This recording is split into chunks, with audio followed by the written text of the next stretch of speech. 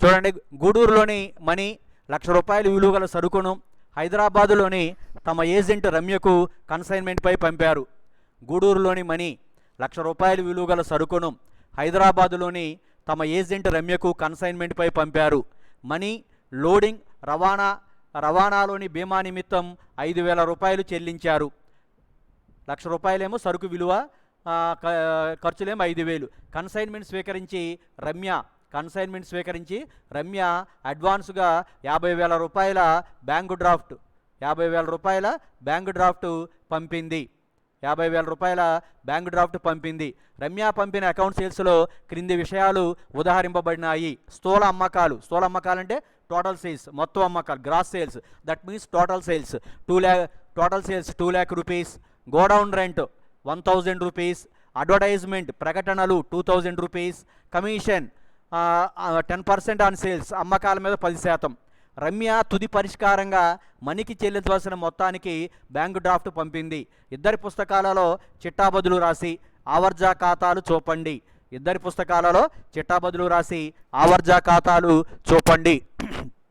ఇది మనకిచ్చింది. గూడూరులోని మణి 1,00,000 రూపాయలు విలువల సరుకును హైదరాబాద్లోని తమ ఏజెంటు రమ్యకు కన్సైన్మెంట్పై పంపారు. ఇందులో కన్సైనర్ ఎవరు? క్రాంతి హలో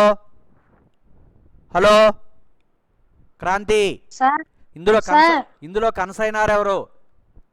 గూడూరులోని మణి 1,00,000 రూపాయలు విలువ గల సరుకును హైదరాబాద్లోని తమ ఏజెంటు రమ్యకు కన్సైన్మెంట్పై పంపారు. ఇందులో కన్సైనర్ ఎవరు? కన్సైనీ ఎవరు? Consignee Ramya sir. Consignee Ramya. Consignor Mani sir. Mani. సరుకు పంపేవాడేమో కన్సైనర్ అవుతాడు, సరుకు స్వీకరించేవాడేమో కన్సైనీ అవుతాడు. తీసుకునేవాడిని కన్సైనీ అంటాం. ఎఫ్ఎఫ్ డేంజర్, అంతేనా? అంతే సార్. సరే, మణి కన్సైనర్, తర్వాత రమ్య ఏమో కన్సైనీ. తర్వాత మనీ లోడింగ్ రవాణాలోని బీమా నిమిత్తం 5,000 రూపాయలు చెల్లించారు. అంటే ఈ ఖర్చులు ఎవరు చెల్లించినట్టు? దుర్గాభవాని ఎవరు ఈ ఖర్చులు చెల్లించారు? మనీ లోడింగ్ రవాణాలోని బీమా నిమిత్తం 5,000 రూపాయలు చెల్లించాడు. అంటే కన్సైనర్ చెల్లించాడా, కన్సైనీ చెల్లించారా? కన్సైనర్ చెల్లించాడు. కన్సైనర్ ఖర్చులు చెల్లిస్తే చిట్టాబద్దు ఏంటి? నగదు ఖాతా. నెక్స్ట్, కన్సైన్మెంట్ను స్వీకరించి రమ్య అడ్వాన్స్గా 50,000 రూపాయల బ్యాంకు డ్రాఫ్ట్ పంపింది.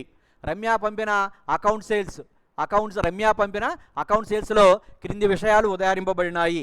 స్థూల అమ్మకాలు అంటే total sales, total gross sales 2 లక్షలు. Godown rent 1,000. ప్రకటనలు అంటే అడ్వర్టైజ్మెంట్ 2,000. కమిషన్ అమ్మకాల మీద 10%. రమ్య తుది పరిష్కారంగా మణికి చెల్లించవలసిన మొత్తానికి బ్యాంక్ డ్రాఫ్ట్ పంపింది. ఇరువురు పుస్తకాల్లో చిట్టాబదులు రాసి ఆవర్జా ఖాతాలు చూపండి. మొదటిది కన్సైనర్ అంటే ఎవరు? మణి పుస్తకాలలో చిట్టాబద్దులు. కన్సైనర్ ఎవరు? మణి పుస్తకాలలో చిట్టాబద్దులు. కన్సైనర్ మణి పుస్తకాల్లో చిట్టాబద్దులు. ఫస్ట్ చూడండి, గూడూరులోని మణి 1,00,000 రూపాయలు విలువల సరుకును పంపింది. మొదటి చిట్టాబద్దు కన్సైన్మెంట్పై సరుకు పంపినప్పుడు చిట్టాబద్దు ఏంటంటే కన్సైన్మెంట్ ఖాతా డెటార్ టు కన్సైన్మెంట్పై పంపిన సరుకు ఖాతా. కన్సైన్మెంట్ ఖాతా డెటార్ టు కన్సైన్మెంట్పై పంపిన సరుకు ఖాతా 1,00,000 రూపాయలు. కన్సైన్మెంట్పై సరుకు పంపినందున. కన్సైన్మెంట్ ఖాతా డెటార్ టు కన్సైన్మెంట్పై పంపిన సరుకు ఖాతా 1,00,000 రూపాయలు. కన్సైన్మెంట్పై సరుకు పంపినందున. తర్వాత చూడండి, ఇది మొదటి చిట్టాబద్దు. కన్సైన్మెంట్ ఖాతా డెటార్ టు కన్సైన్మెంట్పై పంపిన సరుకు ఖాతా 1,00,000 రూపాయలు. కన్సైన్మెంట్పై సరుకు పంపినందున. రెండో చిట్టాబద్దు కన్సైనర్ ఖర్చులు పెట్టాడు. కన్సైనర్ అంటే మనీ పెట్టినటువంటి ఖర్చులంతా లోడింగు రవాణాలోని బీమా నిమిత్తం 5,000 రూపాయలు చెల్లించారు. కన్సైన్మెంట్ ఖాతా డెటార్ టు నగదు ఖాతా. కన్సైన్మెంట్ ఖాతా డెటార్ టు నగదు ఖాతా. కన్సైనర్ ఖర్చులు చెల్లించినందున 5,000. నెక్స్ట్, కన్సైన్మెంట్ను స్వీకరించి రమ్య అడ్వాన్స్గా 50,000 రూపాయలకు డ్రాఫ్ట్ పంపింది. కన్సైనీ పంపిందంటే కన్సైనర్కి వస్తుంది, డ్రాఫ్ట్ వస్తుంది. డ్రాఫ్ట్ అన్నప్పుడు బ్యాంక్ అని రాస్తాం. మనకి నగదు వస్తుంది కాబట్టి, చెక్ వస్తుంది కాబట్టి బ్యాంక్ ఖాతా డెటార్ టు రమ్య ఖాతా అని రాస్తాం. బ్యాంక్ ఖాతా డెటార్ టు రమ్య ఖాతా 50,000 రూపాయలు. కన్సైనీ నుంచి అడ్వాన్స్గా చెక్కు వచ్చినందున. కన్సైనీ నుంచి అడ్వాన్స్గా అడ్వాన్స్ స్వీకరించినందున లేదా అడ్వాన్స్గా చెక్ వచ్చినందున 50,000. Next number 4.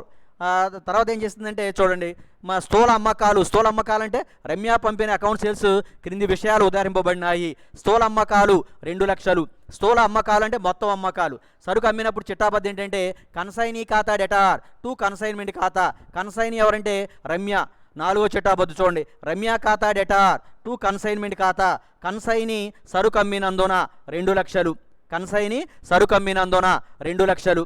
నెక్స్ట్ తర్వాత గోడౌన్ అద్దె ప్లస్ ప్రకటనలు, ఈ రెండూ కూడా కన్సైనీ పెట్టిన ఖర్చులు. 1000 ప్లస్ 2000, 3000 కలిపి మనం ఒకే చిట్టాబద్ది రాస్తాం.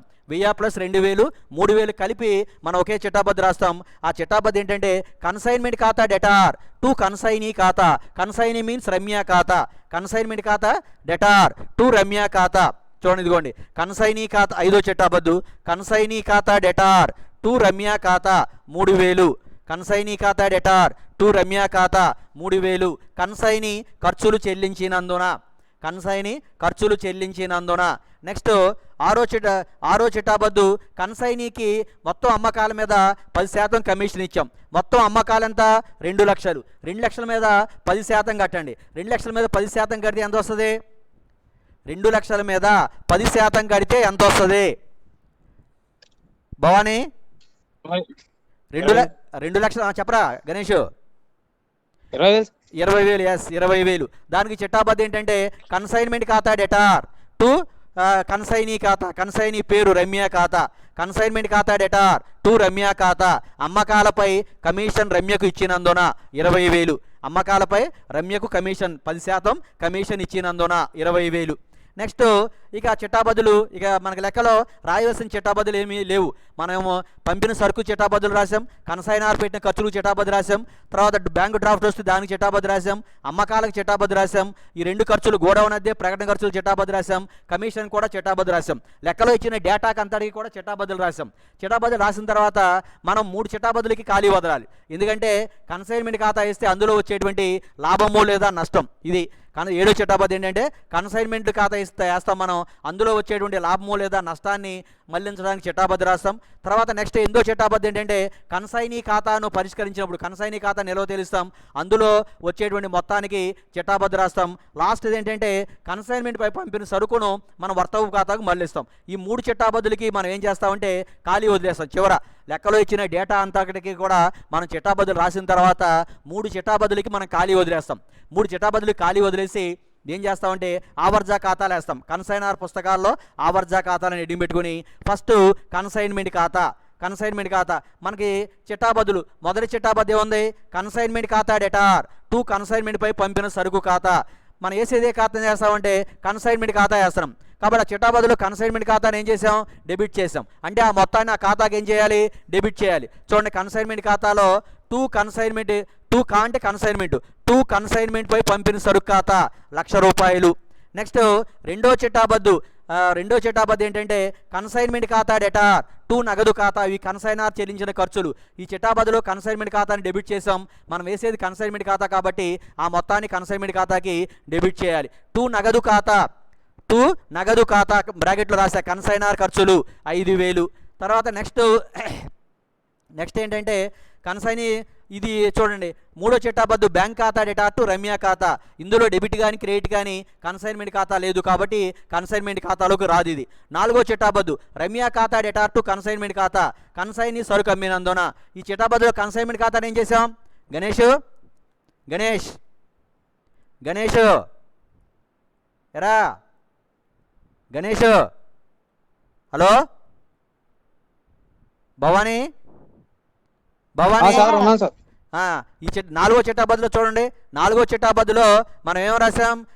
రమ్య ఖాతా డెటార్ టు కన్సైన్మెంట్ ఖాతా అని రాసాం. ఈ చిట్టాబద్దులో కన్సైన్మెంట్ ఖాతాను ఏం చేస్తున్నాం? క్రెడిట్ చేస్తున్నాం. అంటే ఆ మొత్తాన్ని కన్సైన్మెంట్ ఖాతాకి ఏం చేయాలి? క్రెడిట్ చేయాలి. ఏమని రాయాలి?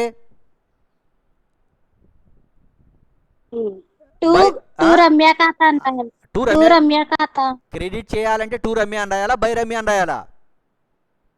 బై రమ్య. చూడండి, అమ్మకాలు క్రెడిట్ చేయాలి. బై రమ్య ఖాతా మనకు చూడండి, బై రమ్య ఖాతా అమ్మకాలు అని రాసాం. అమ్మకాలు రాసిన తర్వాత నెక్స్ట్ అమ్మకాలు రాసాం. ఆ తర్వాత చూడండి ఖర్చులు, కన్సైన్మెంట్ ఖాతా డెటార్ టు రమ్య ఖాతా 1000 ప్లస్ 2000 ఖర్చులు. ఇక్కడ లెక్కలో మనం రాసి గోడౌన్ అద్దె 1000 రూపాయలు, ప్రకటనలు 2000, 3000 కలిపి మనం ఒకే చిట్టాబద్దు రాసాం. కన్సైన్మెంట్ ఖాతా డెటార్ టు రమ్య ఖాతా అని రాసాం. ఈ చిట్టాబద్దులో కన్సైన్మెంట్ ఖాతాని డెబిట్ చేసాం కాబట్టి ఆ మొత్తాన్ని కన్సైన్మెంట్ ఖాతాకి డెబిట్ చేయాలి. ఏమని రాయాలంటే టు రమ్య ఖాతా అని రాయాలి. ఇదిగోండి టు రమ్య ఖాతా ఖర్చులు రాసాం 3000. తర్వాత కమిషన్ కట్టాం. కమిషన్ కట్టినప్పుడు మనం చిట్టాబద్దు ఏం రాసామంటే కన్సైన్మెంట్ ఖాతా డెటార్ టు రమ్య ఖాతా అమ్మకాలపై కమిషన్ రమ్యకి ఇచ్చినందున 20000. ఈ చిట్టాబద్దులో కన్సైన్మెంట్ ఖాతాని ఏం చేసాం, డెబిట్ చేసాం. అంటే ఆ మొత్తాన్ని కన్సైన్మెంట్ ఖాతాకి డెబిట్ చేయాలి. టు రమ్య ఖాతా చూడండి రాసాం, టు రమ్య అని రాసా, బ్రాకెట్లో కమిషన్ కూడా రాసాం 20000. ఇక మనకి ఈ కన్సైన్మెంట్తో ఉన్నటువంటి చిట్టాబద్దులన్నీ కూడా నమోదు చేసాం. నమోదు చేసిన తర్వాత ఏం చేయాలంటే నిల్వ తేల్చాలి. నిల్వ తేల్చాలంటే ముందు ఏ వైపు ఎక్కువ ఉంటే ఆ వైపు కూడాలి. సహజంగా కన్సైన్మెంట్ ఖాతా 99% క్రెడిట్ ఎక్కువ ఉంటుంది. ఇక్కడ కూడా మనకి క్రెడిట్ ఎక్కువ ఉంది. క్రెడిట్ కూడితే 2000 వచ్చింది, దాన్ని డెబిట్ వైపు తీసుకొచ్చాం. ఈ 2 లక్షలు, ఈ 2 లక్షలు క్రెడిట్ ఎక్కువ ఉంది, దాన్ని డెబిట్ వైపు తీసుకొచ్చాం. అందులోంచి ఇవన్నీ 1,00,000 ప్లస్ 5,000 ప్లస్ 3,000 1,08,000 ప్లస్ 20,000 1,28,000 1,28,000 తీసేస్తే మనకి ఎంత మిగిలిందంటే 72,000 వచ్చింది. డెబిట్ వైపు వస్తేనేమో లాభం అని చెప్తాం, క్రెడిట్ వైపు వస్తేనేమో నష్టం అని చెప్తాం. 2 లాభ నష్టాల ఖాతా కావాలనుకుంటే మీరు ఇక్కడ లాభం అని రాసుకోవచ్చు. 2 లాభ నష్టాల ఖాతా ఎంత వచ్చిందంటే 72,000 వచ్చింది. ఈ 72,000కి చిట్టాబద్దు ఏం రాయాలి మనం? దుర్గా భవానీ, దుర్గా భవానీ, దుర్గా భవానీ, దుర్గా భవానీ, క్రాంతి, మనకి 72,000 లాభం వచ్చింది. ఈ లాభానికి చిట్టాబద్దు ఏం రాయాలమ్మా? 72,000 లాభం వచ్చింది. ఇది మళ్ళీ చెప్పమ్మా. కన్సైన్మెంట్ ఖాతా డేటా టు లాభ నష్టాల ఖాతా. వెరీ గుడ్, అంతే కరెక్టే. కన్సైన్మెంట్ ఖాతా ఇక్కడ మనం చిట్టాబద్దు రాసాం, ఇక్కడ రాసాం చూడండి. కన్సైన్మెంట్ ఖాతా డేటార్ టు లాభ నష్టాల ఖాతా, కన్సైన్మెంట్ పై లాభాన్ని లాభ నష్టాల ఖాతాకు మళ్లించినందున 72,000. దీంతో కన్సైన్మెంట్ ఖాతా అయిపోయింది. కన్సైన్మెంట్ ఖాతా అయిపోయిన తర్వాత ఎవరి ఖాతా వేయాలి? కన్సైనీ పేరేంటి? రమ్య ఖాతా వేయాలి. ఇక మనం చిట్టాబద్దులు చూసుకుని ఇందులో రమ్య అనే చిట్టాబద్దులు ఎక్కడెక్కడ ఉంటే అవన్నీ కూడా ఆ ఖాతాలో వేయాలి. మనకి మొదటి చిట్టాబద్దు చూడండి, కన్సైన్మెంట్ ఖాతా డేటార్ టు కన్సైన్మెంట్ పంపిన సరుకు ఖాతా, ఇందులో రమ్య ఎక్కడా లేదు. రెండో చిట్టాబద్దు కన్సైన్మెంట్ ఖాతా డేటార్ టు నగదు ఖాతా, ఇందులో కూడా రమ్య ఎక్కడా లేదు. మూడో చిట్టాబద్దు చూడండి, బ్యాంక్ ఖాతా డేటార్ టు రమ్య ఖాతా అని ఉంది. ఇక్కడ ఈ చిట్టాబద్దులో రమ్య ఖాతాని ఏం చేసాం చెప్పండి? మూడో చిట్టాబద్దులో రమ్య ఖాతాని ఏం చేసాం? క్రియేట్ చేసాం. అంటే ఆ మొత్తాన్ని కరెక్టే, అంటే ఆ మొత్తాన్ని ఆ ఖాతాకి ఏం చేయాలి? క్రెడిట్ చేయాలి సార్. ఏమని రాయాలి రమ్య ఖాతాలో? టు బ్యాంకా బై బ్యాంకా? By bank sir. Yes, very good, by bank. ఇక చూడండి రమ్య ఖాతాకు వచ్చిన తర్వాత రమ్య ఖాతాలో ఇదిగో బై ఇదే ఈ నగదు అడ్వాన్స్ ఉంది చూసారా 50,000. నగదన్న బ్యాంక్ అన్న ఒకటేలే, ఇక నగదన్న రాశాను పొరపాటు నేను. అక్కడ ఏ పదం అయితే వాడాను అదే పదం వాడండి మీరు కూడా. బై బ్యాంక్ ఖాతా అడ్వాన్స్ 50,000 రాశాం. ఆ తర్వాత నెక్స్ట్ చిట్టాబద్దు తర్వాత ఇది అయిపోయింది. రమ్య ఖాతా డేటా టు కన్సైన్మెంట్ ఖాతా. ఈ చిట్టాబద్దులో ఏం చేసాం? రమ్య ఖాతాని నాలుగో చిట్టాబద్దులో డెబిట్ చేసాం సార్. రమ్య ఖాతాని డెబిట్ చేసాం. అంటే ఆ మొత్తాన్ని రమ్య ఖాతాకి ఏం చేయాలి? ఏమని రాయాలి? టు కన్సైన్మెంట్ ఖాతా. వెరీ గుడ్, టు కన్సైన్మెంట్ ఖాతా. ఇదిగోండి టూ కాదు రమ్య ఖాతా డేటా టు ఏమని రాసాం? రమ్య ఖాతా డేటా టు కన్సైన్మెంట్ ఖాతా.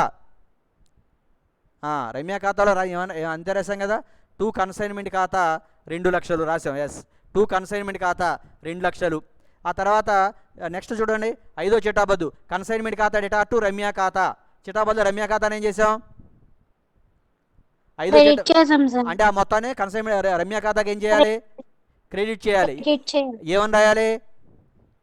కన్సైన్మెంట్ ఖాతా. బై కన్సైన్మెంట్ ఖాతా, బై కన్సైన్మెంట్ ఖాతా అని రాయాలి. బై కన్సైన్మెంట్ ఖాతా చూడండి ఖాతాలకు వచ్చిందో చూడండి. ఖాతాలకు వచ్చి ఇదిగోండి బై కన్సైన్మెంట్ ఖాతా. రెండోది బై కన్సైన్మెంట్ ఖాతా ఖర్చులు 3,000 రాసాం.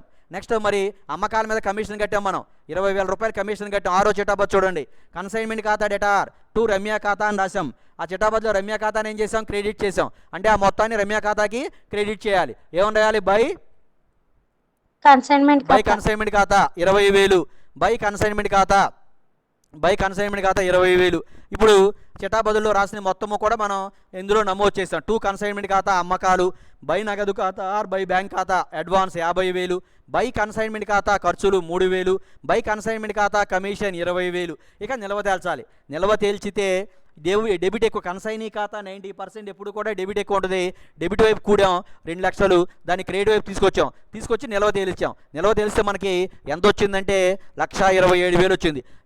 ఈ మొత్తాన్ని ఏమన్నాడు చివరి లెక్కలో ఏమన్నాడు, రమ్య తుది పరిష్కారంగా మనకి చెల్లించవలసిన మొత్తానికి బ్యాంకు డ్రాఫ్ట్ పంపిందంట. బ్యాంకు డ్రాఫ్ట్ పంపారన్నాడు. బ్యాంక్ డ్రాఫ్ట్ అన్నప్పుడు ఏమని రాస్తామంటే బై బ్యాంక్ ఖాతా అని రాస్తాం. బై బ్యాంక్ ఖాతా ఎంత, 1,27,000కి బై బ్యాంక్ ఖాతా అని రాసాం. దీనికి చిట్టాబద్ధం రాయాలమ్మా. ఈ 1,27,000 రూపాయలకి చిట్టాబద్ధం రాయాలి. ఈ బ్యాంక్ అని రాసాం కదా 1,27,000, దీనికి చిట్టాబద్ధం రాయాలి.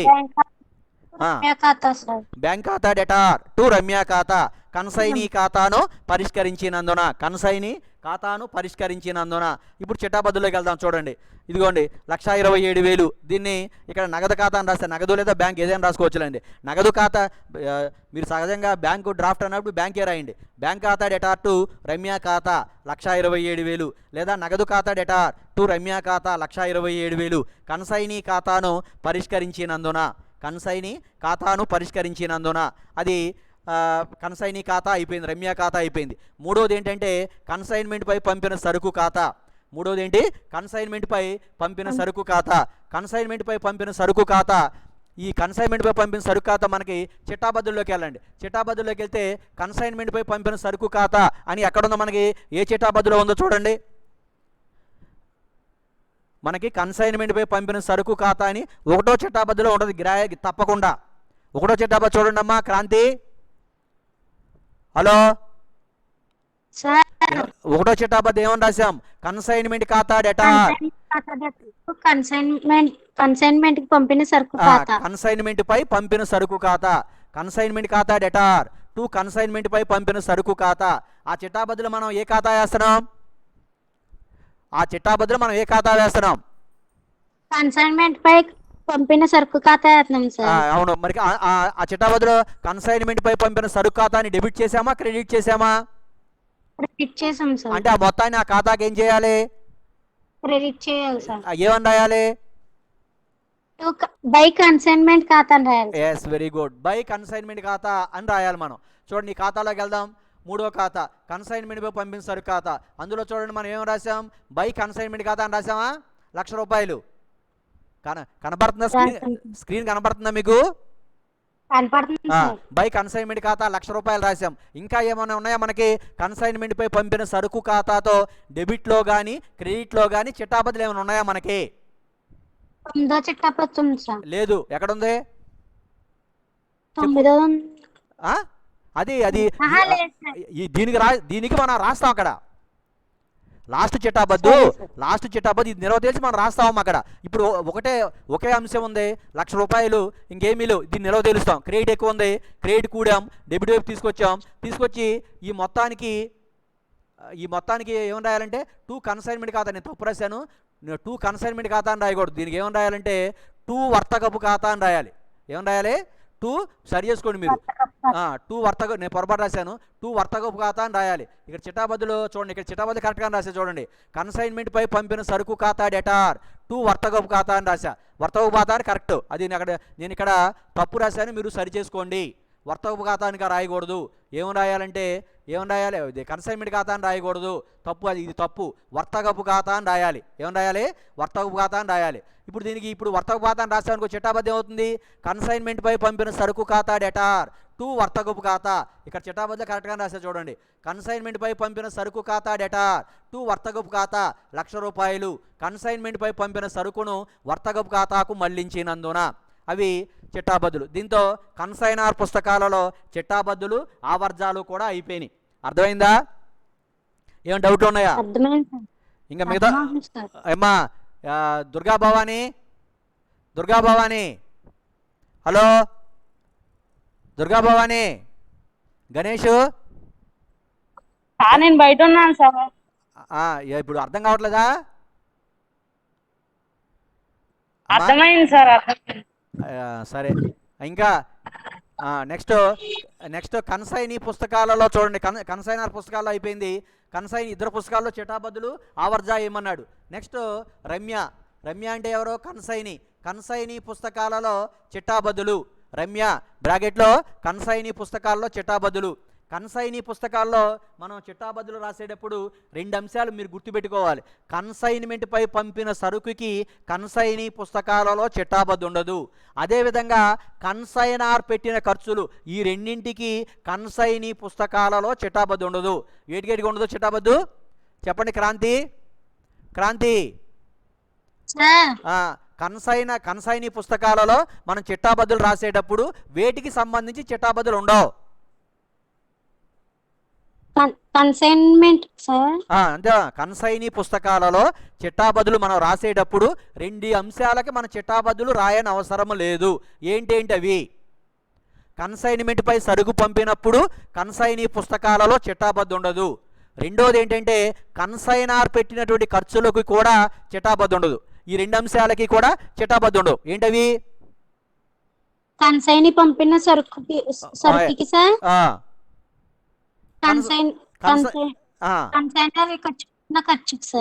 కన్సైనార్ పెట్టిన ఖర్చులకి కన్సైనీ పుస్తకాలలో చిట్టాబద్దులు ఉండవు. ఈ రెండింటికి, కన్సైన్మెంట్పై పంపిన సరుకుకి కన్సైనార్ పెట్టిన ఖర్చులకి, ఈ రెండింటికి కూడా కన్సైనీ పుస్తకాలలో నో ఎంట్రీ, చిట్టాబద్దు అనేది ఉండదు.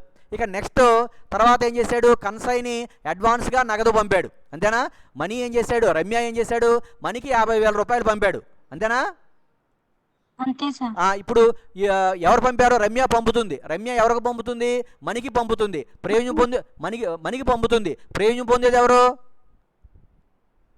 మనం ఎవరికైతే చెల్లిస్తున్నామో వాడు ప్రయోజనం పొందుతాడు. మనం మనకి చెల్లిస్తున్నాం కాబట్టి మనీ ప్రయోజనం పొందుతుంది. కాబట్టి మనీ ఖాతాను ఏం చేయాలి? డెబిట్ చేయాలి. మనీ ఖాతా డెటార్, మనీ ఖాతా డెటార్ అని రాసాం. మన దగ్గర నుంచి ఏం పోతుంది?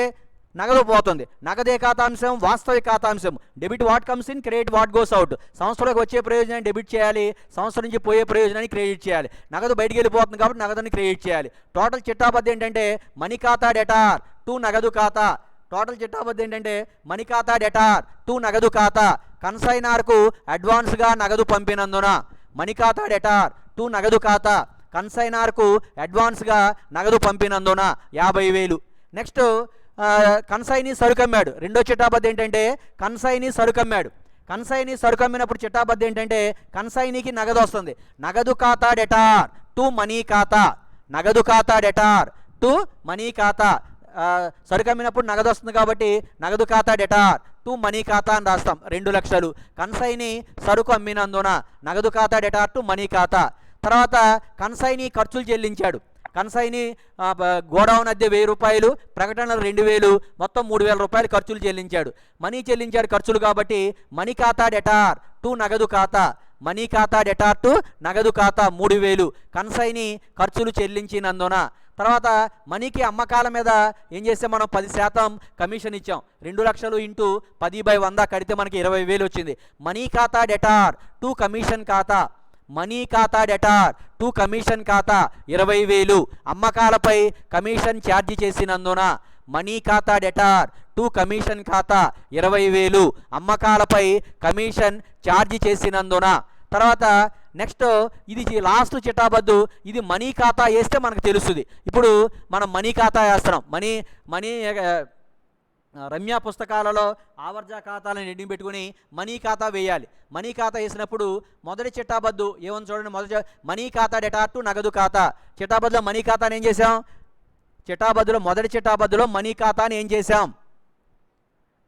క్రాంతి, మొదటి చిట్టాబద్దులో మనీ ఖాతాని ఏం చేసాం? డెబిట్ చేసాం సార్. అంటే ఆ మొత్తాన్ని మనీ ఖాతాకి ఏం చేయాలి? డెబిట్ చేయాలి సార్. ఏమని రాయాలి? టూ నగదు ఖాతా అని రాయాలి. yes very good. టూ నగదు ఖాతా అని రాయదు. రాసాను చూడండి. టూ నగదు ఖాతా 50,000. తర్వాత రెండో చిట్టాబద్దు చూడండి. నగదు ఖాతా డెటార్ టు మనీ ఖాతా. ఈ చిట్టాబద్దులో మనీ ఖాతాని ఏం చేసాం? రెండో చిట్టాబద్దులో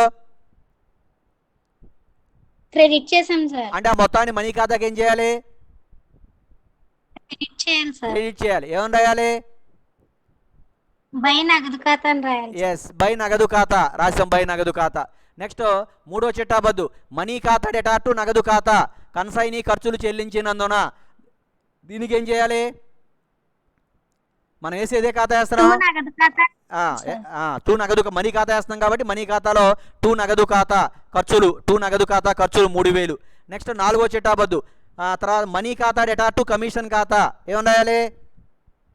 టూ కమిషన్ ఖాతా అని రాయాలి. ఎస్, టూ కమిషన్ ఖాతా అని రాయాలి. టూ కమిషన్ ఖాతా అని రాయాలి. టూ కమిషన్ ఖాతా 20,000. అంటే ఇంకంతే నిలవదే. నా క్రెడిట్ వైపున అమ్మకాలు వేసాం, తర్వాత అతను పంపిన అడ్వాన్స్ వేసాం, అతను పెట్టిన ఖర్చులు వేసాం, అతని యొక్క కమిషన్ 20,000 వేసాం, నిలవ తెలిస్తే 1,27,000 వచ్చింది. దీనికి ఏంటి చిట్టాబద్ది? 1,27,000కి చిట్టాబద్ది ఏమని రాయాలి? 1,27,000కి చిట్టాబద్ది ఏమని రాయాలి? మనీ ఖాతా డేటా టు బ్యాంక్. ఎస్, ఇక్కడ చూడండి మనీ ఖాతా డేటా. మనీ ఖాతా డేటా టు బ్యాంక్. ఎస్, మనీ ఖాతా డేటా టు బ్యాంక్ ఖాతా 1,27,000 మనీ ఖాతాను పరిష్కరించినందున. అక్కడ మనకి రమ్య ఖాతా వేస్తే ఎంత వచ్చిందో, రమ్య ఖాతా ఎంత వచ్చింది? 1,27,000 వచ్చింది. ఇదే సేమ్ అమౌంట్ ఇక్కడ మనం వేసేటువంటి కన్సైనర్ ఖాతా కూడా అంతే, 1,27,000 సేమ్ రావాలి. ఏమైనా తేడా వస్తే మనం నమోదు చేయడంలో కానీ చిట్టాబద్దులు రాయడంలో కానీ తప్పు చేసామని మనం ఒకసారి లెక్కంతా కూడా మళ్ళీ రివ్యూ చేసుకోవాలి. ఆ కన్సైనర్ పుస్తకాలలో కన్సైనీ ఖాతా ఎంత వస్తుందో, కన్సైనీ పుస్తకాలలో కన్సైనర్ ఖాతా కూడా అంతే రావాలి. అది మనీ ఖాతా సరిపోయింది. అక్కడేమో రమ్య ఖాతా 1,27,000 వచ్చింది, ఇక్కడేమో మనీ ఖాతా కూడా 1,27,000 వచ్చింది, కాబట్టి సరిపోయింది. ఇది కన్సైనర్ పుస్తకాలలో చిటాబద్దులు ఆవర్జా ఖాతాలు, కన్సైనీ పుస్తకాలలో చిటాబద్దులు ఆవర్జా ఖాతాలు వ్రాసేటువంటి విధానం. మీకేమైనా ఈ లెక్కలో ఏమైనా డౌట్ ఉన్నట్లయితే మళ్ళీ మీరు అడిగితే నేను ఎక్స్ప్లెయిన్ చేస్తా. మీకేమైనా డౌట్ ఉందా లెక్కలో ఎక్కడైనా డౌట్ ఉందా మీకు? ఏమ్మా మిగతా వాళ్ళకి దుర్గా భవాని,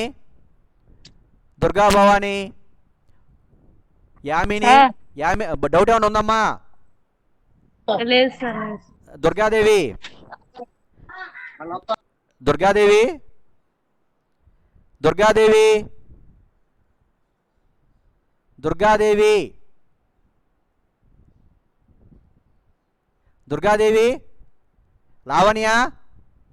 లావణ్య ఎవరో మాట్లాడట్లా.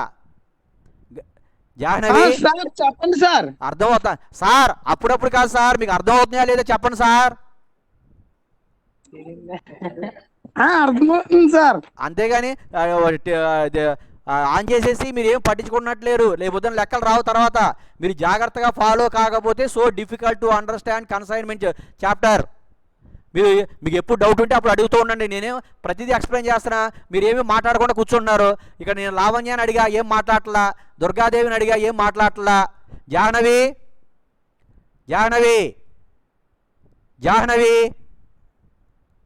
ఎవరో మాట్లాడరు సార్. అర్థమవుతుందా సార్? అర్థమవుతుంది సార్. వేరే వాళ్ళు ఫోన్ చేశారు, మాట్లాడుతున్నాం సార్. అర్థమైందా లెక్క? అర్థమైంది సార్. ఇది మీకు ఎవరైనా అర్థం కాకపోతే ఎక్కడ అర్థం కాలేదు అని అడిగితే నేను మళ్ళీ చెప్తా. నాకు అంత సింపుల్ ప్రాబ్లమే అర్థమైంది అనుకుంటా నేను. గణేష్ 931. సరే, ఇంకో లెక్కలోకి వెళ్తున్నా చూడండి. అయితే అర్థమైతే ఇంకో లెక్కలోకి వెళ్దాం. చూడండి, మూడో లెక్క, థర్డ్ ప్రాబ్లం. రాజమండ్రిలోని భాస్కర్ 500 రేడియో సెట్లను తెనాలిలోని తన ఏజెంట్ ప్రసాద్కు కన్సైన్మెంట్పై పంపాడు. రాజమండ్రిలోని భాస్కర్ 500 రేడియో సెట్లను తెనాలిలోని తన ఏజెంట్ ప్రసాద్కు కన్సైన్మెంట్పై పంపినాడు. ఒక్కొక్క రేడియో సెట్ ఖరీదు 600. భాస్కర్ రవాణా బీమా నిమిత్తం 12,000 రూపాయలు చెల్లించాడు. భాస్కర్ ప్రసాద్పై 3 నెలల గడువు గల బిల్లు 1,00,000 రూపాయలకు వ్రాశాడు. ప్రసాద్ క్రింది వివరాలతో అకౌంట్ సేల్స్ పంపాడు. స్థూల అమ్మకాల మొత్తం 4,50,000. దిగుమతి ఖర్చులు గోడౌన్ అద్దె 10,000. స్థూల అమ్మకాలపై 5% కమిషన్. ప్రసాద్ భాస్కర్కు చెల్లించవలసిన మొత్తానికి బ్యాంక్ డ్రాఫ్ట్ పంపాడు. ఇద్దరి పుస్తకాలలో అవసరమైన ఆవర్జా ఖాతాలు చూపమన్నాడు. ఆవర్జా ఖాతాలు చూపండి అన్నాడు. ఇంతకు ముందు లెక్కలో చిట్టాబద్దులు కూడా అడిగాడు, చిట్టాబద్దులు అడిగాడు, ఆవర్జా ఖాతాలు అడిగాడు. ఇక్కడ ఓన్లీ కేవలం ఆవర్జా ఖాతాలు మాత్రమే అడిగాడు. కాబట్టి ఆవర్జా ఖాతాలు వేస్తే సరిపోతుంది. మనం ఒకసారి లెక్క చూడండి. రాజమండ్రిలోని భాస్కర్ 500 రేడియో సెట్లను తెనాలిలోని తన ఏజెంటు ప్రసాద్కు కన్సైన్మెంట్పై పంపాడు. రాజమండ్రిలోని భాస్కర్ 500 రేడియో సెట్లను తెనాలిలోని తన ఏజెంటు ప్రసాద్కు కన్సైన్మెంట్పై పంపాడు. ఒక్కొక్క రేడియో సెట్ ఖరీదు 600. రాజమండ్రిలోని భాస్కర్ ఏమో కన్సైనర్ అవుతాడు, తెనాలిలోని ఏజెంట్ ప్రసాద్ ఏమో కన్సైనీ అవుతాడు. ఒక్కొక్క రేడియో ఖరీదు ఎంత? 600. మొత్తం పంపిన రేడియోలు ఏంటంటే 500 రేడియోలు పంపాడు. 500 ఇంటూ 600, 5 ఆరులు 30, అంటే 5 ఆరులు 30, 4 సున్నాలు, 3 లక్షల రూపాయలు. కానీ ఇది కన్సైన్మెంట్పై పంపిన సరుకు ఖరీదు ఎంత అంటే 3 లక్షల రూపాయలు అవుతుంది. భాస్కర్ రవాణా బీమా నిమిత్తం 12,000 చెల్లించాడు. భాస్కర్ అంటే కన్సైనర్ పెట్టిన ఖర్చులు 12,000. భాస్కర్ ప్రసాద్పై 3 నెలల గడువు గల బిల్లు 1,00,000 రూపాయలకు వ్రాశాడు. ప్రసాద్ క్రింది వివరాలతో అకౌంట్ సేల్స్ పంపాడు. స్థూల అమ్మకాలు అంటే మొత్తం గ్రాస్ సేల్స్, మొత్తం అమ్మకాలు 4,50,000. దిగుమతి ఖర్చులు గోడౌన్ అద్దె 10,000. స్థూల అమ్మకాలపై 5% కమిషన్. అమ్మకాలు మొత్తం 4,50,000. 4,50,000 మీద 5% కడితే ఎంత వస్తుంది? 4,50,000 మీద 5% కమిషన్ కడితే ఎంత వస్తుంది? జాహ్నవి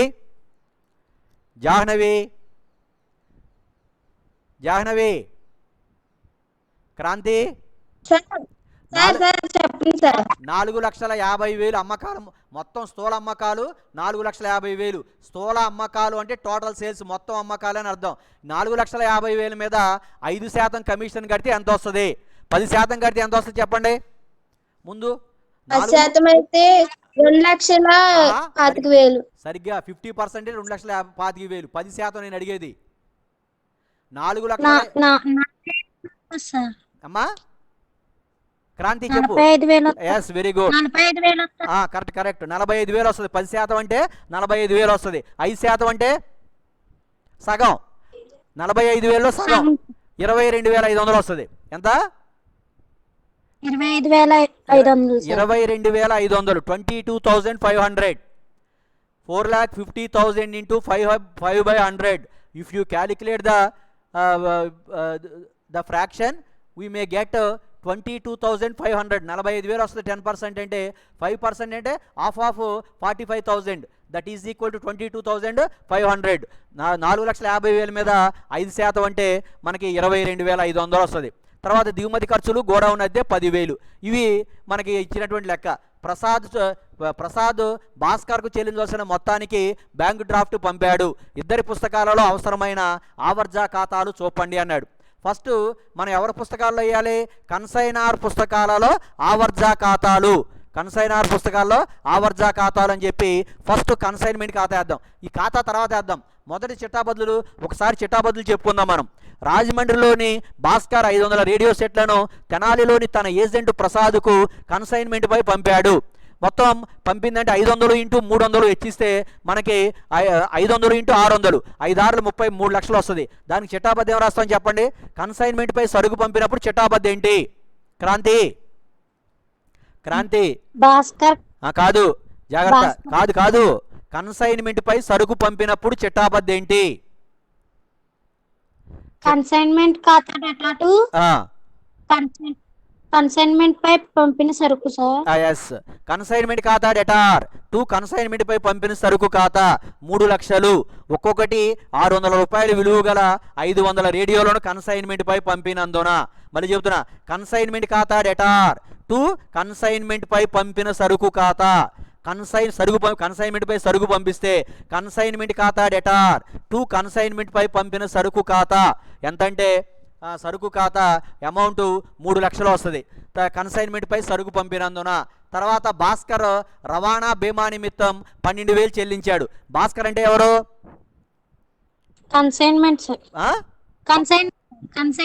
కన్సైనర్ ఖర్చులు పెడితే చిట్టాబద్ద ఏంటి? కన్సైనార్ ఖర్చులు పెడితే చిట్టాబద్దు ఏంటి? కన్సైన్మెంట్ చిట్టాబద్దులు చదవలేదు మీరు. కన్సైన్మెంట్ ఖాతా డెటార్ టు నగదు ఖాతా ఏంటి? కన్సైనర్ ఖాతా డేటా టు నగదు ఖాతా. కన్సైన్మెంట్ ఖాతా డెటార్ టు నగదు ఖాతా. కన్సైన్మెంట్ ఖాతా డెటార్ టు నగదు ఖాతా 12,000. కన్సైనార్ ఖర్చులు చెల్లించినందున. తర్వాత భాస్కర్ ప్రసాద్పై 3 నెలల బిల్లు 1000 రూపాయలకు రాశాడు. భాస్కర్ రాశాడు. బిల్లు రాసిన వాడికి ఏ బిల్లు అవుతుంది? ఎవరు రాశాడు బిల్లు? భాస్కర్ రాశాడు. ఎవరి మీద రాశాడు? భాస్కర్ కన్సైని ప్రసాద్ మీద రాశాడు. భాస్కర్కి ఏ బిల్లు అవుతుంది? భాస్కర్కి ఏ బిల్లు? వసూలు బిల్లు అవుతుంది. భాస్కర్కి వసూలు బిల్లు అవుతుంది. ప్రసాద్కి ఏ బిల్లు అవుతుంది? చెల్లింపు బిల్లు అవుతుంది. చెల్లింపు బిల్ అవుతుంది. చెల్లింపు బిల్లు అవుతుంది. ఎస్. హలో హలో కమల ఇంగ్లీష్లో చెప్పండి మేడం.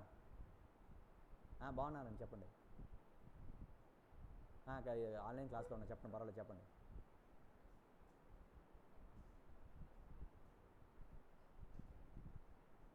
ఎంతండి? కష్టం మేడం, మాకు ఇంకా జీతాలు కూడా రాలేదు మేడం. రాలేదండి ఇంకా. లేవు సార్ మేడం. లేవు మేడం.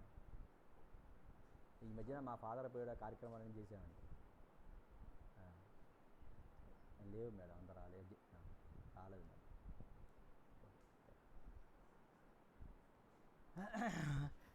చెప్పండి అమ్మా. హలో హలో క్రాంతి చెప్పండి. ప్రసాద్ ఏ బిల్ అవుతుంది? భాస్కర్కి ఏ బిల్ అవుతుంది?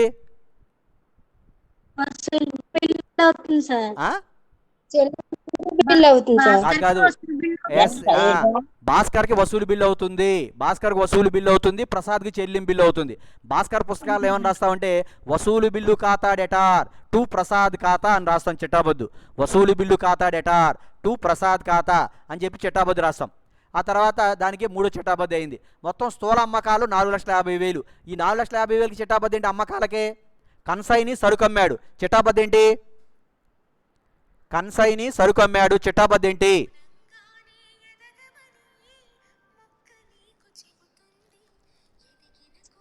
హలో హలో ఏంటమ్మా చెప్పు. రేవతి ఏంటి చెప్పు. అట్లాగే ఓకే. చెప్పండి అమ్మా. కన్సైని సరుకును 4,50,000కి అమ్మాడు, చిట్టాబద్దు ఏంటి? హలో తప్పు తప్పు తప్పు. కన్సైనీ ఖాతా డెటార్ టు కన్సైన్మెంట్ ఖాతా. చిట్టాబద్దులు బాగా చదవాలి మీరు. చిట్టాబద్దులు రావట్లా. కన్సైనీ ఖాతా డెటార్ టు కన్సైన్మెంట్ ఖాతా. కన్సైనీ పేరేంటి? ప్రసాద్. ప్రసాద్ ఖాతా డెటార్ టు కన్సైన్మెంట్ ఖాతా 4,50,000. కన్సైనీ సరుకు అమ్మినందున. తర్వాత దిగుమతి ఖర్చులు గోడౌన్ అద్దె 10,000. ఎవరు చెల్లించారు ఇవి? దిగుమతి ఖర్చులు గోడౌన్ అద్దె 10,000 ఎవరు చెల్లించారు? దిగుమతి ఖర్చులు గోడౌన్ అద్దె 10,000 ఎవరు చెల్లించారు? దిగుమతి భాస్కర్ ఎందుకు చెల్లిస్తాడు? ప్రసాద్ చెల్లించాడు. సరికమ్మింది ప్రసాద్. ప్రసాద్ అంటే ఎవరు? Consignment sir. కన్సైనారా కన్సైనారా consignor Bhaskar. Consignee Prasad. Consignee ఖర్చులు చెల్లించాడు. చిట్టాబద్దులు ఏంటి? కన్సైని ఖర్చులు చెల్లిస్తే చిట్టాబద్దు ఏంటి? ఖర్చులన్నీ కూడా కన్సైన్మెంట్ ఖాతాకి డెబిట్ చేయాలి. కన్సైన్మెంట్ ఖాతా డెటార్ టు కన్సైనీ ఖాతా అని రాయాలి. లేదా కన్సైన్మెంట్ ఖాతా డెటార్ టు ప్రసాద్ ఖాతా అని రాయాలి. 10,000. కన్సైనీ ఖర్చులు చెల్లించినందున. మనకి అతనికి కమిషన్ కట్టాం. కమిషన్ ఎంత వచ్చింది? 22,500 రూపాయలు కమిషన్ వచ్చింది. ఆ కమిషన్కి చిట్టాబద్దు ఏంటి? ఖర్చులకి కమిషన్కి ఒకటే చిట్టాబద్దు ఏంటి చెప్పండి? కన్సైన్మెంట్ ఖాతా. ఈ కన్సైన్మెంట్ ఖాతా అనేది నామమాత్రపు ఖాతా. వ్యయాలు నష్టాలు డెబిట్ చేయాలి, ఆదాయాలు లాభాలు క్రెడిట్ చేయాలి, ఖర్చులన్నింటినీ కూడా డెబిట్ చేయాలి. కన్సైన్మెంట్ ఖాతా డెటార్ టు కన్సైనీ. కన్సైనీ పేరేంటి ఇక్కడ? ప్రసాద్. కన్సైన్మెంట్ ఖాతా డెటార్ టు ప్రసాద్ ఖాతా 10,000. కన్సైనీ ఖర్చులు చెల్లించినందున. నెక్స్ట్ ఎంట్రీ కన్సైన్మెంట్ ఖాతా డెటార్ టు ప్రసాద్ ఖాతా. ప్రసాద్ ఖాతా 22,500. కన్సైనీకి అమ్మకాలపై కమిషన్ ఇచ్చినందున అంది చిట్టాబద్దులు. అవి చిట్టాబద్దులుగా ఇవి. ఇంకా మనకి ఇంకా ఇందులో ఇక చిట్టాబదులు వచ్చేటువంటి అవకాశాలు ఏమీ లేవు. మొత్తం మనకి పంపిన సరుకు రాసాం, కన్సైనార్ పెట్టిన ఖర్చులకు రాసాం, అడ్వాన్స్ బిల్లు పంపిస్తే బిల్లుకు రాసాం, మొత్తం అమ్మకాలకు రాసాం, కన్సైనీ పెట్టిన ఖర్చులకు రాసాం, కన్సైనీ కమిషన్ కూడా రాసాం.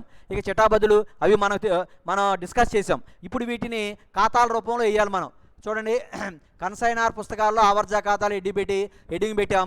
చూడండి, టు కన్సైన్మెంట్ ఖాతా, టు మనం ఏమని రాసాం, కన్సైన్మెంట్ ఖాతా అని చెప్పి రాసాం. కన్సైన్మెంట్ ఖాతా అని రాసాం. అందులో చూడండి, ఫస్ట్ చిట్టాబద్ద ఏమనుకున్నాం, కన్సైన్మెంట్పై సరుకు పంపినప్పుడు కన్సైన్మెంట్ ఖాతా డెటార్ టు కన్సైన్మెంట్పై పంపిన సరుకు ఖాతా. చూడండి, ఇవన్నీ కూడా డెబిట్ వైపున ఉంటాయి. కన్సైన్మెంట్ ఖాతా డెటార్ టు కన్సైన్మెంట్పై పంపిన సరుకు ఖాతా 3 లక్షలు.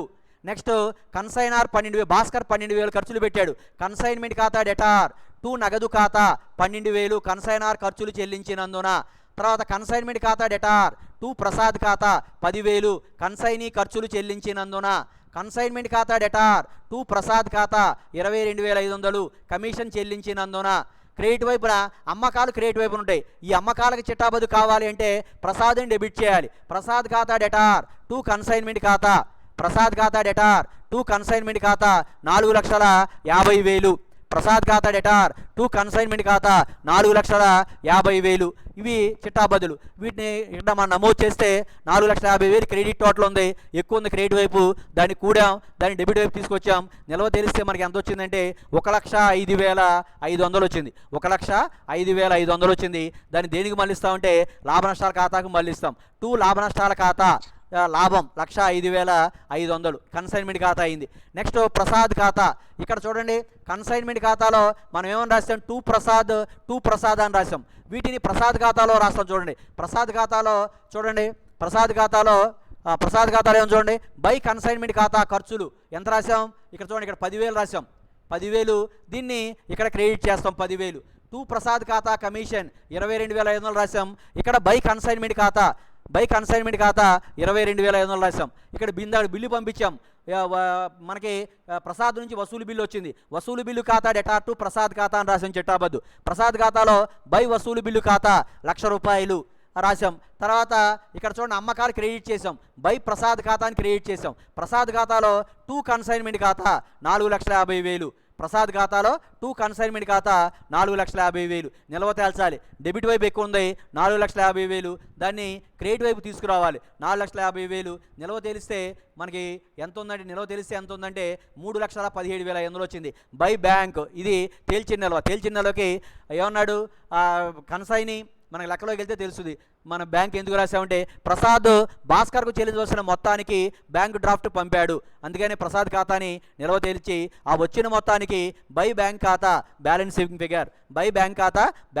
ఫిగర్ 3,17,500 మనం నమోదు చేయడం అనేది జరిగింది. ఇక నెక్స్ట్ మూడో ఖాతా ఏంటంటే కన్సైన్మెంట్పై పంపిన సరుకు ఖాతా. మూడో ఖాతా ఏంటంటే కన్సైన్మెంట్పై పంపిన సరుకు ఖాతా.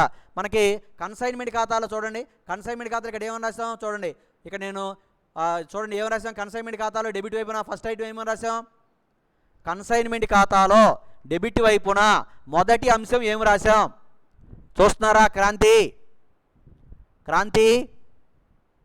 Hello Kranti hello sir consignment ఖాతాలో డెబిట్ వైపున మొదటి అంశం ఏమి రాసాం మనం, కన్సైన్మెంట్ ఖాతాలో ఇది కనపడుతుంది కదా, టు కన్సైన్మెంట్ పై పంపిన సరుకు ఖాతా అని రాసామా. అవును సార్. ఈ కన్సైన్మెంట్ పై పంపిన సరుకు ఖాతాలో ఏమని రాయాలి, కన్సైన్మెంట్ పై పంపిన సరుకు ఖాతాలో ఏమని రాయాలి, కన్సైన్మెంట్ ఖాతాలో టు కన్సైన్మెంట్ పై పంపిన సరుకు ఖాతా అని రాసాం. కన్సైన్మెంట్ పై పంపిన సరుకు ఖాతాలో ఏమని రాయాలి, బై కన్సైన్మెంట్ ఖాతా అని రాయాలి. ఏమని రాయాలి, బై కన్సైన్మెంట్ ఖాతా. ఈ ఖాతా పేరేంటి తల్లి, ఏ ఖాతా ఇది, ఏ ఖాతాలో రాసాం మనం, టు కన్సైన్మెంట్ పై పంపిన సరుకు ఖాతా అని ఏ ఖాతాలో రాసాం మనం, కన్సైన్మెంట్ ఖాతాలో రాసాం. కాబట్టి ఈ కన్సైన్మెంట్ పై పంపిన సరుకు ఖాతా వేసేటప్పుడు బై కన్సైన్మెంట్ ఖాతా అని రాయాలి. ఇక్కడ చూడండి, ఇదిగోండి, ఇది బై కన్సైన్మెంట్ పై పంపిన సరుకు ఖాతాలో ఇది తప్పు రాశాను చూడండి, బై కన్సైన్మెంట్ ఖాతా అని రాయాలి, ఇదంతా రాయకూడదు. బై కన్సైన్మెంట్ ఖాతా అని రాయండి, నేను తప్పు రాశాను, బై కన్సైన్మెంట్ ఖాతా అని రాయండి. బై కన్సైన్మెంట్ ఖాతా అని మాత్రమే రాయాలి. బై కన్సైన్మెంట్ ఖాతా అని రాసి టోటల్ ఎంత వస్తుందంటే 3 లక్షలు. ఈ 3 లక్షలు డెబిట్ వైపు తీసుకురండి. నిల్వ తేల్చి 2 వర్తకపు ఖాతా 3 లక్షలు రాయాలి. నిల్వ తేల్చి 2 వర్తకపు ఖాతా 3 లక్షలు రాయాలి. అది కన్సైనార్ పుస్తకాలలో ఆవర్జా ఖాతాలు. నెక్స్ట్ కన్సైనీ పుస్తకాలలో ఆవర్జా ఖాతాలు అని చెప్పి కన్సైనీ పుస్తకాలలో ఒక్క కన్సైనార్ ఖాతా మాత్రమే వస్తుంది. ఇందులో అమ్మకాలని క్రెడిట్ చేస్తాం, కన్సైన్ అమ్మిన సరుకుని క్రెడిట్ చేస్తాం. బై నగదు ఖాతా చూడండి, బై నగదు ఖాతా అమ్మకాలు 4,50,000. అక్కడ వాడికి వసూలు బిల్లు అయితే వీడికి చెల్లింపు బిల్లు అవుతుంది. 2 చెల్లింపు బిల్లు ఖాతా ₹1,00,000. 2 నగదు ఖాతా కన్సైనీ పెట్టిన ఖర్చులు 10,000. 2 కమిషన్ ఖాతా, కమిషన్ పేరుతో రాస్తుంది ఇక్కడ కన్సైనీ పుస్తకాల్లో. 2 కమిషన్ ఖాతా 22,500. నిల్వ తేలిస్తే 3,17,500. దీనికి 2 బ్యాంక్ ఖాతా అని రాస్తాం. ఇందాక చూడండి, ఇందాక మనకి ఈ ఖాతా వేసాం. ఎవరిది ప్రసాద్ ఖాతా వేస్తే బై బ్యాంక్ అని ఎంత వచ్చింది? 3,17,500 వచ్చింది. అదేవిధంగా ఇప్పుడు భాస్కర్ ఖాతా ఇస్తే అక్కడ కూడా అంతే రావాలి. 2 బ్యాంక్ ఖాతా 3,17,500. ఏమైనా డౌట్ ఉంది? ఇంకా టైం అయిపోతుంది. హలో క్రాంతి, హలో, ఏమైనా డౌట్ ఉందా? మీరు చిట్టాబద్దులు చదవాలి. మీరు చిట్టాబద్దులు వస్తేనే లెక్కలు వస్తాయి, చిట్టాబద్దులు లేకుండా లెక్కలు రావు. మీరు బాగా చిట్టాబద్దులు చదవాలి. మీకు చిట్టాబద్దులు చదవలేదు మీరు, అందుకని లెక్క అర్థం కావట్లా, చేయలేకపోతున్నారు. చిట్టాబద్దులు రావాలి, బట్టి పట్టాలి చిట్టాబద్దుల్ని, లేదా ఖాతా సూత్రాల ప్రకారం అప్లై చేయగలగాలి. మీ ఇష్టం ఏదైనా సరే. చిట్టాబద్దులు బట్టి అన్న పట్టండి, లేదా మనకు ఉన్నటువంటి నామమాత్రపు ఖాతా, వ్యక్తిగత ఖాతా, వాస్తవిక ఖాతా సూత్రాల ప్రకారం అప్లై చేసుకుని చిట్టాబద్దులు రాయాలి. మీరు చిట్టాబద్దులు బాగా చదవాలి. It is very much important. రేపు పొద్దున చిట్టాబద్దులు అడుగుతా నేను, రేపు పొద్దున చిట్టాబద్దులు అడిగితే మీరు బాగా చదివి ఉండాలి. ఏంటి? హలో, మీరు చిట్టాబద్దులు బాగా చదవాలి. చిట్టాబద్దులు రాకుండా లెక్కలు రావు. రేపటి నుంచి ఇంకా బాగా చదవాలి. సరే సార్ కాదు, బాగా చదవాలి, అడుగుతారు రేపు పొద్దున. చిట్టాబద్దులు రాకుండా లెక్కలు ఎలా వస్తాయి? So difficult without having proper knowledge on the general entries, model entries, you are not in a position to solve the problem clearly. So difficult. It is also difficult to understand without knowing the knowledge about entries, moral entries. ఇంకేంటి చెప్పండి? చిట్టాబద్దులు చదవాలి. Jahnavi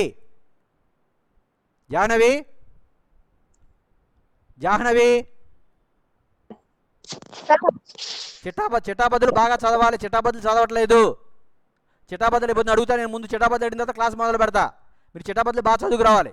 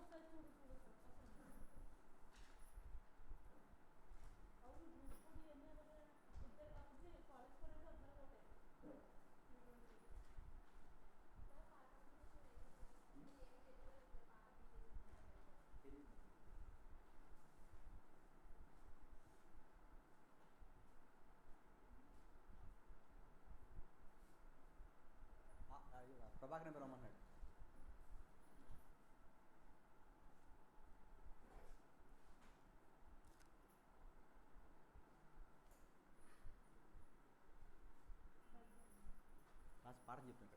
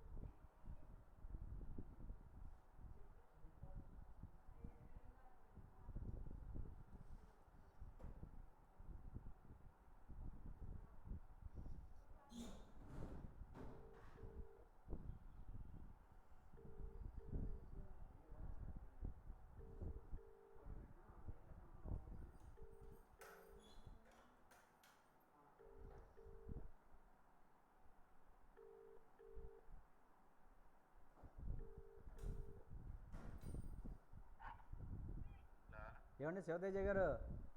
good morning sir. Good morning. ఎక్కడికి వెళ్ళిపోయారు? క్లాస్కి రాలేదు. పనికి వెళ్ళాను sir. ఇప్పుడు ఇప్పుడు అక్కడ ఇన్నో ఇంటికాడా? ఇంటికాడ ఉన్నాను సార్. రెడీగా ఉండండి, టైం అయిపోతుంది. సార్ బ్యాలెన్స్ లేదు సార్. మరి ఎట్లా మరి? సార్ మరి ఎట్లారా మరి? ఫోన్ ఆన్ చేసి ఉంచు, కనీసం 1 మినిట్ కూడా ఉండదా? అట్లా ఓపెన్ అవ్వదు సార్. మరి ఎట్లా మరి ఓపెన్ అవుతుందంటే మరి నేనేం చేయను రా? మరి బ్యాలెన్స్ చేయించుకోకుండా ఉంటే ఎట్లా? మరి పనికి వెళ్ళాను అన్నావు, బ్యాలెన్స్ చేయించుకోకపోతే నేనేం చేస్తాను రా? బ్యాలెన్స్ చేయించుకుని మళ్ళీ ఫీజు కట్టాలి కదా సార్ వేరొకరు. మరి ఎట్లా మరి? మరి నేనేం చేయని చెప్పండి మరి. అట్లా అయితే ఎట్లా మరి? ఎంత సార్ సాయంత్రం లోపల? సరే.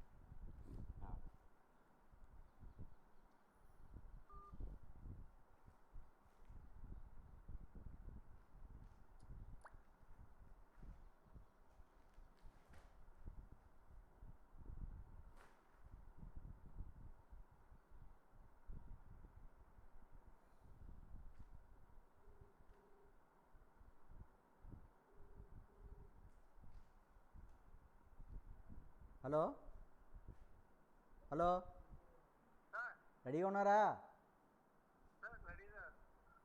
సుధీరు ఎక్కడ తెచ్చాడు?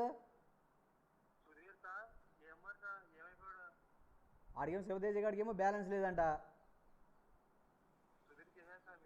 నేను చేయలేదు. శివతేజ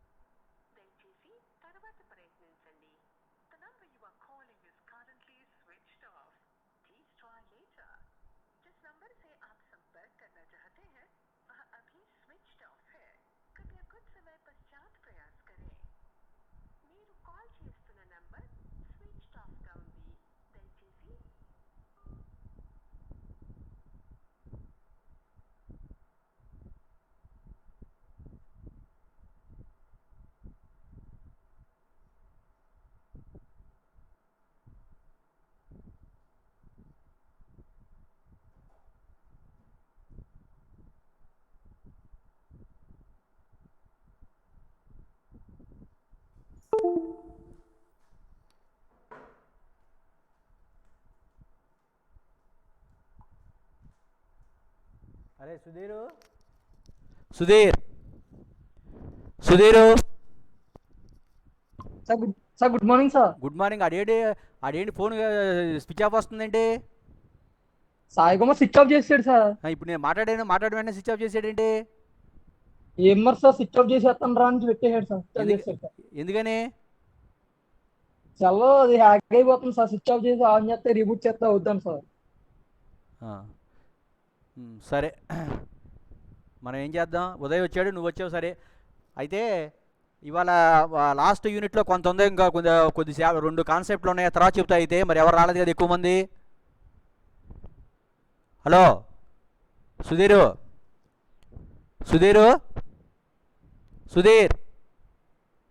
రే.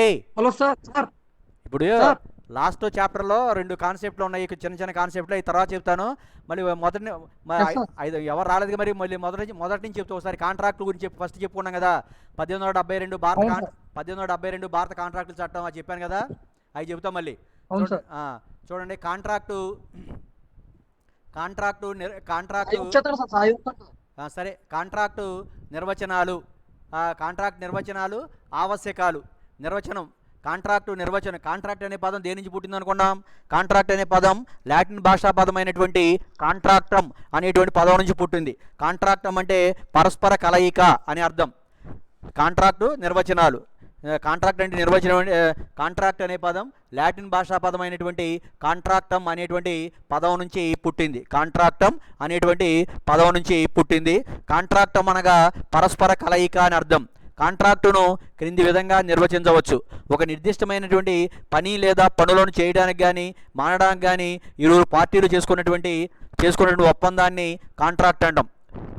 ఇరువురు పార్టీలు చేసుకున్నటువంటి ఒప్పందాన్ని ఏమనిపిస్తామంటే కాంట్రాక్ట్ అంటాం. కాంట్రాక్ట్ అనే పదం లాటిన్ భాషా పదమైనటువంటి కాంట్రాక్టమ్ అనే పదం నుంచి ఉద్భవించింది. కాంట్రాక్టమ్ అనగా పరస్పర కలయిక, మ్యూచువల్ అగ్రిమెంట్, పరస్పర కలయిక అని అర్థం. కాంట్రాక్టును క్రింది విధంగా నిర్వచించారు. ఒక నిర్దిష్టమైన పని చేయటానికి లేదా మానడానికి లేదా ఒక నిర్దిష్టమైన పని లేదా పనులను చేయడానికి కానీ మానడానికి కానీ ఇరువురు పార్టీలు చేసుకున్నటువంటి ఒప్పందాన్ని ఏమనిపిస్తామంటే కాంట్రాక్ట్ అని చెప్పడం జరుగుతుంది. కాంట్రాక్టును భారత కాంట్రాక్టుల చట్టం 1872 సెక్షన్ 2 సబ్ సెక్షన్ హెచ్ ఏమి నిర్వచించిందంటే ఒక నిర్దిష్టమైన పని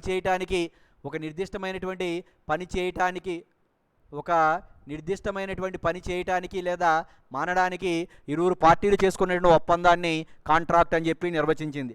కాంట్రాక్ట్ అనే పదం లాటిన్ భాషా పదమైనటువంటి కాంట్రాక్టమ్ అనే పదం నుంచి ఉద్భవించింది. కాంట్రాక్టమ్ అనగా ఏంటంటే పరస్పర కలయిక అని అర్థం. కాంట్రాక్టును క్రింది విధంగా నిర్వచించవచ్చు. ఒక నిర్దిష్టమైన పని లేదా పనులను చేయడానికి కానీ మానడానికి కానీ ఇద్దరు వ్యక్తులు చేసుకున్నటువంటి ఒప్పందాన్ని మనం ఏమనిపిస్తామంటే కాంట్రాక్ట్ అని అంటాం.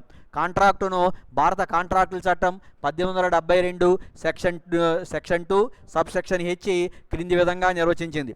కాంట్రాక్టును భారత కాంట్రాక్టుల చట్టం 1872 సెక్షన్ 2 సబ్ సెక్షన్ హెచ్ క్రింది విధంగా నిర్వచించింది. కాంట్రాక్ట్ అంటే న్యాయపరంగా అమలు చేయడానికి అవకాశం ఉన్నటువంటి ఒప్పందం. కాంట్రాక్ట్ అంటే న్యాయపరంగా అమలు చేయడానికి అవకాశం ఉన్నటువంటి ఒప్పందం అని అర్థం.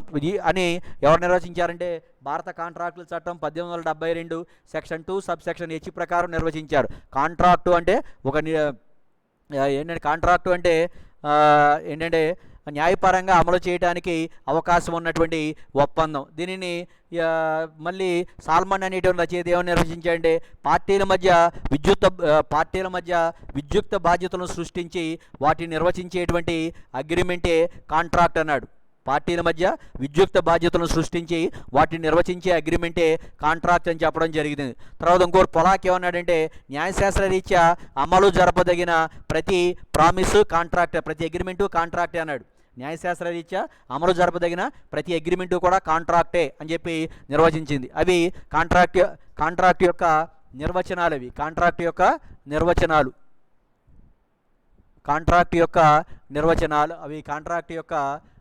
నిర్వచనాలు. ఇక కాబట్టి అవి కాంట్రాక్ట్ యొక్క నిర్వచనాలు.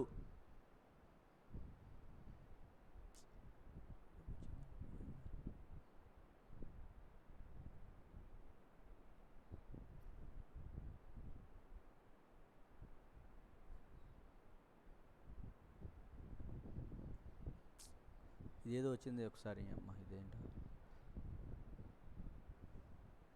ఏమండి ఒకసారి ట్రెండ్ ఏమండి ఇది ఏదో వచ్చిందండి ఇక్కడ ఇది పోదండి ఇది బయట క్లిక్ చేయండి సార్ బయట క్లిక్ చేస్తే పోయింది పోవట్లేదు పోయిందా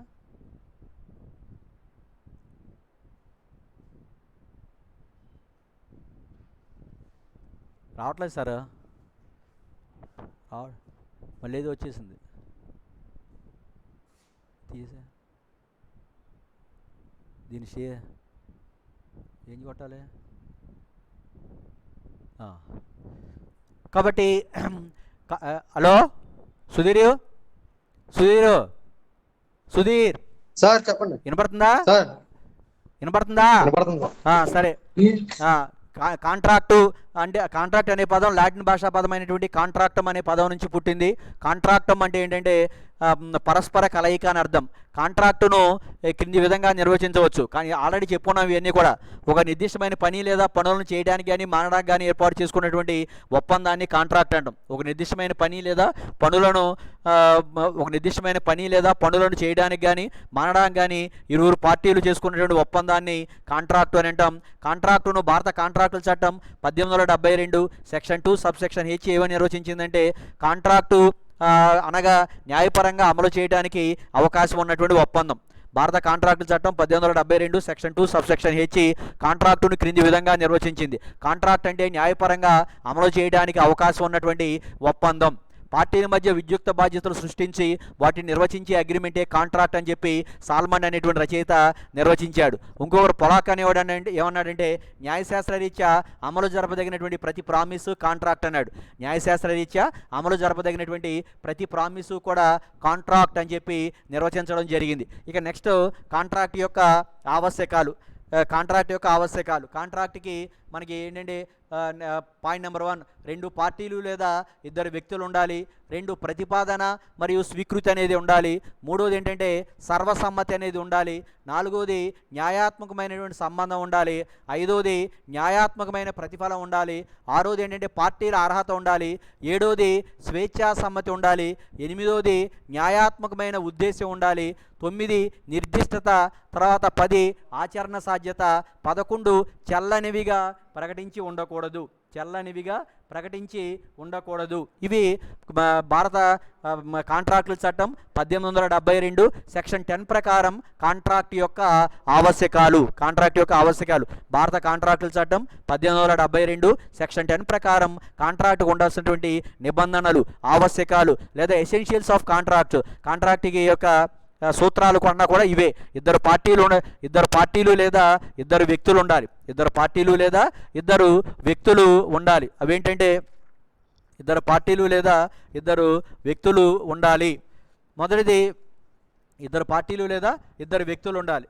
ఏంటంటే ఏ వ్యక్తి కూడా తనంతట తానుగా కాంట్రాక్టును ఏర్పాటు చేసుకోవడానికి అవకాశం అనేది లేదు. కాబట్టి కాంట్రాక్ట్ను ఏర్పాటు చేసుకోవాలంటే కనీసం 2 పార్టీలు ఉండాలి, లేదా 2 సమూహాలు ఉండాలి, లేదా 2 వ్యక్తులు ఉండాలి. 2 పార్టీలు ఉండాలి, లేదా 2 సమూహాలు ఉండాలి, లేదా 2 వ్యక్తులు ఉండాలి. ఏ వ్యక్తి కూడా తనంతట తానుగా కాంట్రాక్టును ఏర్పాటు చేసుకునేటువంటి అవకాశం అనేది ఉండదు. 2 వ్యక్తులు ఉంటే ఒకడు ప్రతిపాదన చేస్తాడు, మరొకడు ఆ ప్రతిపాదనను స్వీకరించడం అనేది జరుగుతుంది. కాబట్టి కాంట్రాక్ట్ ఏర్పడాలంటే 2 సమూహాలు ఉండాలి. ప్రతిపాదన చేసే వ్యక్తి సమూహం కావచ్చు, స్వీకరించే వ్యక్తి సింగిల్ వ్యక్తి కావచ్చు, లేదా ప్రతిపాదన చేసే వ్యక్తి సింగిల్ వ్యక్తి కావచ్చు, స్వీకరించే వ్యక్తులు సమూహం కావచ్చు. కాబట్టి ప్రతిపాదన చేయాలి అంటే కాంట్రాక్టు ఏర్పడాలంటే తప్పనిసరిగా 2 పార్టీలు లేదా 2 వ్యక్తులు ఉండాలి. ఏ వ్యక్తి కూడా ఒక పార్టీ లేదా ఒక సమూహం తనంతట తానుగా కాంట్రాక్టును ఏర్పాటు చేసుకునేటువంటి అవకాశం అనేది ఉండదు. కాబట్టి ఎసెన్షియల్స్ ఆఫ్ కాంట్రాక్ట్ యొక్క ఆవశ్యకాలలో మొట్టమొదటిది ఏంటంటే కాంట్రాక్ట్ ఏర్పాటు చేసుకోవాలంటే 2 పార్టీలు లేదా 2 వ్యక్తులు తప్పనిసరిగా ఉండాలి. అలా ఉన్నప్పుడు మాత్రమే కాంట్రాక్టును ఏర్పాటు చేసుకునేటువంటి అవకాశం అనేది ఉంటుంది. రెండోది ఏంటంటే ప్రతిపాదన స్వీకృతి అనేది ఉండాలి. ప్రతిపాదన మరియు స్వీకృతి అనేది ఉండాలి. క్రమబద్ధమైన కాంట్రాక్టు ఏర్పాటుకు కనీసం 2 పార్టీలు ఉండాలి. క్రమబద్ధమైన కాంట్రాక్ట్ ఏర్పాటుకు ఏమనుకున్నాం, కనీసం 2 పార్టీలు ఉండాలి అనుకున్నాం. క్రమబద్ధమైన కాంట్రాక్ట్ ఏర్పాటుకు కనీసం 2 పార్టీలు ఉండాలి. అందులో ఒకరు ఏం చేయాలంటే న్యాయబద్ధమైనటువంటి ప్రతిపాదన చేయాలి. మరొక వ్యక్తి ఏం చేయాలంటే ఆ ప్రతిపాదనకు అంగీకారాన్ని తెలియచేయాలి. ప్రతిపాదన అంటే ఒక వ్యక్తి మరొక వ్యక్తితో ఒక పని చేయటానికి కానీ లేదా మానడానికి కానీ తగిన ఉద్దేశాన్ని వ్యక్తం చేస్తూ అలా చేయటానికి లేదా మానడానికి ఎదుటి వ్యక్తి యొక్క సమ్మతిని పొందడాన్ని ఏమనిపిస్తూ ఉంటే ప్రతిపాదన అంటాం. ప్రతిపాదన అంటే ఒక వ్యక్తి మరొక వ్యక్తితో ఒక పని చేయటానికి లేదా మానడానికి తగిన ఉద్దేశాన్ని వ్యక్తం చేస్తూ అలా చేయటానికి లేదా మానడానికి ఎదుటి వ్యక్తి యొక్క సమ్మతిని పొందడాన్ని ఏమనిపిస్తూ ఉంటే ఎదుటి వ్యక్తి యొక్క సమ్మతిని పొందడాన్ని ఏమనిపిస్తూ ఉంటే ప్రతిపాదన అని చెప్పి పిలవడం జరుగుతుంది. క్రమబద్ధమైనటువంటి స్వీకృతి అంటే దాన్ని ప్రతిపాదన అంటాం. స్వీకృతి అంటే ప్రతిపాదన ఎవరిని ఉద్దేశించి అయితే చేయడం జరిగిందో ఆ వ్యక్తి ఆ ప్రతిపాదనకు తన యొక్క అంగీకారాన్ని తెలియచేస్తే దానికి స్వీకృతి తెలియచేసినాడని అర్థం. ప్రతిపాదన ఎవరిని ఉద్దేశించి అయితే చేయడం జరిగిందో ఆ వ్యక్తి ఆ ప్రతిపాదనకు తన యొక్క అంగీకారాన్ని తెలియచేసినట్లయితే అతడు స్వీకృతి తెలియచేసినాడని చెప్పి భావించడం అనేది జరుగుతుంది. కాబట్టి ప్రతి కాంట్రాక్టు కూడా 2 వ్యక్తులు ఉండాలి. రెండోది ప్రతిపాదన స్వీకృతి అనేది ఉండాలి. ప్రతిపాదన క్రమబద్ధమైనటువంటి కాంట్రాక్టుకి 2 కూడా అవసరం. ఏంటంటే క్రమబద్ధమైన కాంట్రాక్టుకి 2 వ్యక్తులు ఉండాలి. తర్వాత రెండోది ఆ 2 ప్రతిపాదన స్వీకృతి ఉండాలి. 2 వ్యక్తుల్లో ఒకరు ప్రతిపాదన చేయాలి, మరొకరు ఆ ప్రతిపాదనని అంగీకరించాలి. అప్పుడు వారిద్దరూ ప్రతిపాదన స్వీకృతి ఉంటేనే అగ్రిమెంట్ అనేది ఏర్పడుతుంది. ఆ అగ్రిమెంట్ అనేది పార్టీల మధ్య న్యాయాత్మకమైన సంబంధాన్ని ఏర్పాటు చేస్తే కాంట్రాక్ట్ అనేది ఏర్పడుతుంది. కానీ ప్రతిపాదన స్వీకృతి ఉన్నంత మాత్రాన అవి 2 ప్రతిపాదన స్వీకృతి ఉన్నంత మాత్రాన అవి 2 సాంఘిక సంబంధాన్ని ఏర్పాటు చేసినట్లయితే ప్రతిపాదన స్వీకృతి ఉన్నంత మాత్రాన అవి 2 సాంఘిక సంబంధాన్ని ఏర్పాటు చేసినట్లయితే కాంట్రాక్ట్ అనేది ఏర్పాటు కాదు. ప్రతిపాదన స్వీకృతి ఉండాలి. ఆ ప్రతిపాదన స్వీకృతి ఉంటే అగ్రిమెంట్ అవుతుంది. ఆ అగ్రిమెంట్ అనేది పార్టీల మధ్య లీగల్ అబ్లిగేషన్ న్యాయాత్మకమైనటువంటి సంబంధాన్ని సృష్టించేదిగా ఉండాలి. న్యాయాత్మకమైనటువంటి సంబంధాన్ని సృష్టించేదిగా ఉండాలి. అప్పుడు మాత్రమే ఏమవుతుందంటే కాంట్రాక్ట్ అనేది ఏర్పడడానికి అవకాశం అనేది ఉంటుంది. అప్పుడు మాత్రమే కాంట్రాక్ట్ ఏర్పాటు చేసుకోవడానికి అవకాశం అనేది ఉంటుంది. ఉదాహరణకి ఏ అనేవాడు తన గడియారాన్ని, తన దగ్గర వాచ్ ఉంది, 500 రూపాయలకు బీకు అమ్ముతానని చెప్పాడు. బీకు అమ్ముతానని చెప్పి బీకు చెప్పాడు. బి దాన్ని ఏమనిపిస్తూ ఉంటే ఏ చేసిన దాన్ని ఏమనిపిస్తూ ఉంటే ప్రతిపాదన అంటాం. బి ఆ గడియారాన్ని 500 రూపాయలు కొంటాను అని చెప్పి అంగీకరిస్తే దానిని స్వీకృతి అంటాం. ఏ చేసింది ప్రతిపాదన, బి చేసింది స్వీకృతి. ఈ 2 కూడా ఏంటంటే న్యాయాత్మకమైనటువంటి అంశాలే. వీరిద్దరి మధ్య అగ్రిమెంట్ అనేది ఏర్పడింది. ఆ అగ్రిమెంట్ న్యాయాత్మక సంబంధాన్ని సృష్టించేదిగా ఉంది కాబట్టి వారిద్దరి మధ్య కాంట్రాక్ట్ ఏర్పడిందని చెప్పడానికి అవకాశం అనేది ఉంటుంది. కాబట్టి క్రమబద్ధమైనటువంటి కాంట్రాక్టు ఆవశ్యకాలలో మొదటిది 2 వ్యక్తులు ఉండాలి. రెండోది ప్రతిపాదన స్వీకృతి ఉండాలి. 2 వ్యక్తులు లేదా 2 పార్టీలు ఉండొచ్చు. 2 పార్టీలు లేదా 2 వ్యక్తులు ఉండాలి. ఏ వ్యక్తి కూడా తనంతట తానుగా కాంట్రాక్టును తనంతట తానుగా ప్రతిపాదన చేసుకోవడానికి, తనంతట తానుగా దానికి అంగీకారం తెలియజేయడానికి ఒకే వ్యక్తికి అవకాశం అనేది లేదు. 2 వ్యక్తులు ఉండాలి లేదా 2 సమూహాలు ఉండాలి. అప్పుడు వారిద్దరి మధ్య కాంట్రాక్ట్ ఏర్పాటు చేసుకోవడానికి అవకాశం అనేది ఉంటుంది. రెండోది ఏంటంటే ప్రతిపాదన మరియు స్వీకృతి. క్రమబద్ధమైన కాంట్రాక్ట్ ఏర్పాటుకు కనీసం 2 పార్టీలు ఉండాలనుకున్నాం. అందులో ఒకరు ప్రతిపాదన చేయగా మరొకరు న్యాయబద్ధంగా ప్రతిపాదనకు తన యొక్క అంగీకారాన్ని తెలియచేయాలి. ప్రతిపాదన అంటే ఏంటంటే ప్రామిస్ అంటాం. ప్రతిపాదనని స్వీకృతిని ఏమనిపిస్తామంటే యాక్సెప్టెన్స్ అంటాం. ఈ ప్రతిపాదన ప్లస్ స్వీకృతి is equal to agreement. If the agreement creates legal bond between the 2 parties it will become a contract. అప్పుడు కాంట్రాక్ట్ అనేది ఏర్పాటు అవుతుందని మనం తెలుసుకున్నాం. ఈ ప్రతిపాదన అంటే ఒక వ్యక్తి మరొక వ్యక్తితో ఒక పని చేయడానికి లేదా మానడానికి తగిన ఉద్దేశాన్ని వ్యక్తం చేస్తూ అలా చేయటానికి లేదా మానడానికి ఎదుటి వ్యక్తి యొక్క సమ్మతిని పొందడాన్ని ఏమనిపిస్తామంటే ప్రతిపాదన అని చెప్తాం. తర్వాత స్వీకృతి అంటే ప్రతిపాదన ఎవరినైతే ఉద్దేశించి చేయడం జరిగిందో ఆ వ్యక్తి ఆ ప్రతిపాదనకు తన యొక్క అంగీకారాన్ని తెలియజేసినట్లయితే దాన్ని స్వీకృతి అంటాం. ప్రతిపాదన ప్లస్ స్వీకృతి అంటే అగ్రిమెంట్ అవుతుంది. ఆ అగ్రిమెంట్ అనేది పార్టీల మధ్య న్యాయాత్మకమైన సంబంధాన్ని ఆ అగ్రిమెంట్ అనేది పార్టీల మధ్య న్యాయాత్మకమైనటువంటి సంబంధాన్ని సృష్టించినట్లయితే ఆ అగ్రిమెంట్ అనేది పార్టీల మధ్య లీగల్ ఆబ్లిగేషన్, న్యాయాత్మకమైనటువంటి సంబంధాన్ని సృష్టించినట్లయితే ఏమవుతుందంటే కాంట్రాక్ట్ అనేది ఏర్పడడం జరుగుతుంది. ఉదాహరణ ఏం చేశాడంటే తన గడియారాన్ని, తన దగ్గర ఒక వాచ్ ఉంది, 500 రూపాయలకు అమ్ముతానని చెప్పి బికి తెలియజేశాడు. బి దానిని 500 రూపాయలకు కొంటానని చెప్పి అంగీకరించాడు. ఈ విషయంలో ఏ చేసిన దానిని, ఈ వ్యవహారంలో ఏ చేసిన దాన్ని ప్రతిపాదన అంటాం. అంటే తన వాచ్ని అమ్మడానికి బీకే తెలియజేశాడు, దానిని ప్రతిపాదన అంటాం. సి ఏం చేశాడంటే ఆ వాచ్ని 500 రూపాయలకు కొంటానని చెప్పి అంగీకారాన్ని తెలియజేశాడు, దాన్ని ఏమనిపిస్తామంటే స్వీకృతి అంటాం. ఏ చేసింది ప్రతిపాదన, బి చేసింది స్వీకృతి, కాబట్టి అది అగ్రిమెంట్ అనేది అవుతుంది. ఈ అగ్రిమెంటు పార్టీల మధ్య న్యాయాత్మకమైన సంబంధాన్ని సృష్టిస్తుంది, కాబట్టి కాంట్రాక్ట్ అనేది ఏర్పడడానికి అవకాశం అనేది ఉంటుంది. అది రెండో పాయింట్, ప్రతిపాదన ప్లస్ స్వీకృతి. కాంట్రాక్ట్ ఏర్పడాలంటే ప్రతిపాదన, స్వీకృతి అనేవి తప్పనిసరిగా ఉండి తీరాలి. కాంట్రాక్ట్ ఏర్పడాలంటే ప్రతిపాదన ప్లస్ స్వీకృతి అనేవి తప్పనిసరిగా ఉండి తీరాలి అని చెప్పి చెప్పడం జరుగుతుంది. ఇక మూడోది ఏంటంటే సర్వసమ్మతి. సర్వసమ్మతి అనగా ఆలోచనలలో సమన్వయము. సర్వసమ్మతి అంటే ఆలోచనలలో సమన్వయము. లాటిన్ భాషలో సర్వసమ్మతిని ఏమనిపిస్తామంటే కన్సెన్సస్ యాడ్ ఇడియం అంటాం. ఆలోచనలో సమన్వయాన్ని లాటిన్లో ఏమనిపిస్తూ ఉంటే కన్సెన్సస్ యాడ్ ఇడియం అని అంటాం. కాంట్రాక్ట్ విషయాన్ని గురించి ఇద్దరు వ్యక్తులు ఒకే విధంగా ఆలోచిస్తూ ఒకే సమయంలో అంగీకారాన్ని తెలిపితే వారి ఆలోచనలలో సమన్వయం ఉందని చెప్పి చెప్పడం జరుగుతుంది. ఇద్దరు కాంట్రాక్టుకు సంబంధించినటువంటి ఇరు పార్టీలు కూడా కాంట్రాక్టుకు సంబంధించినటువంటి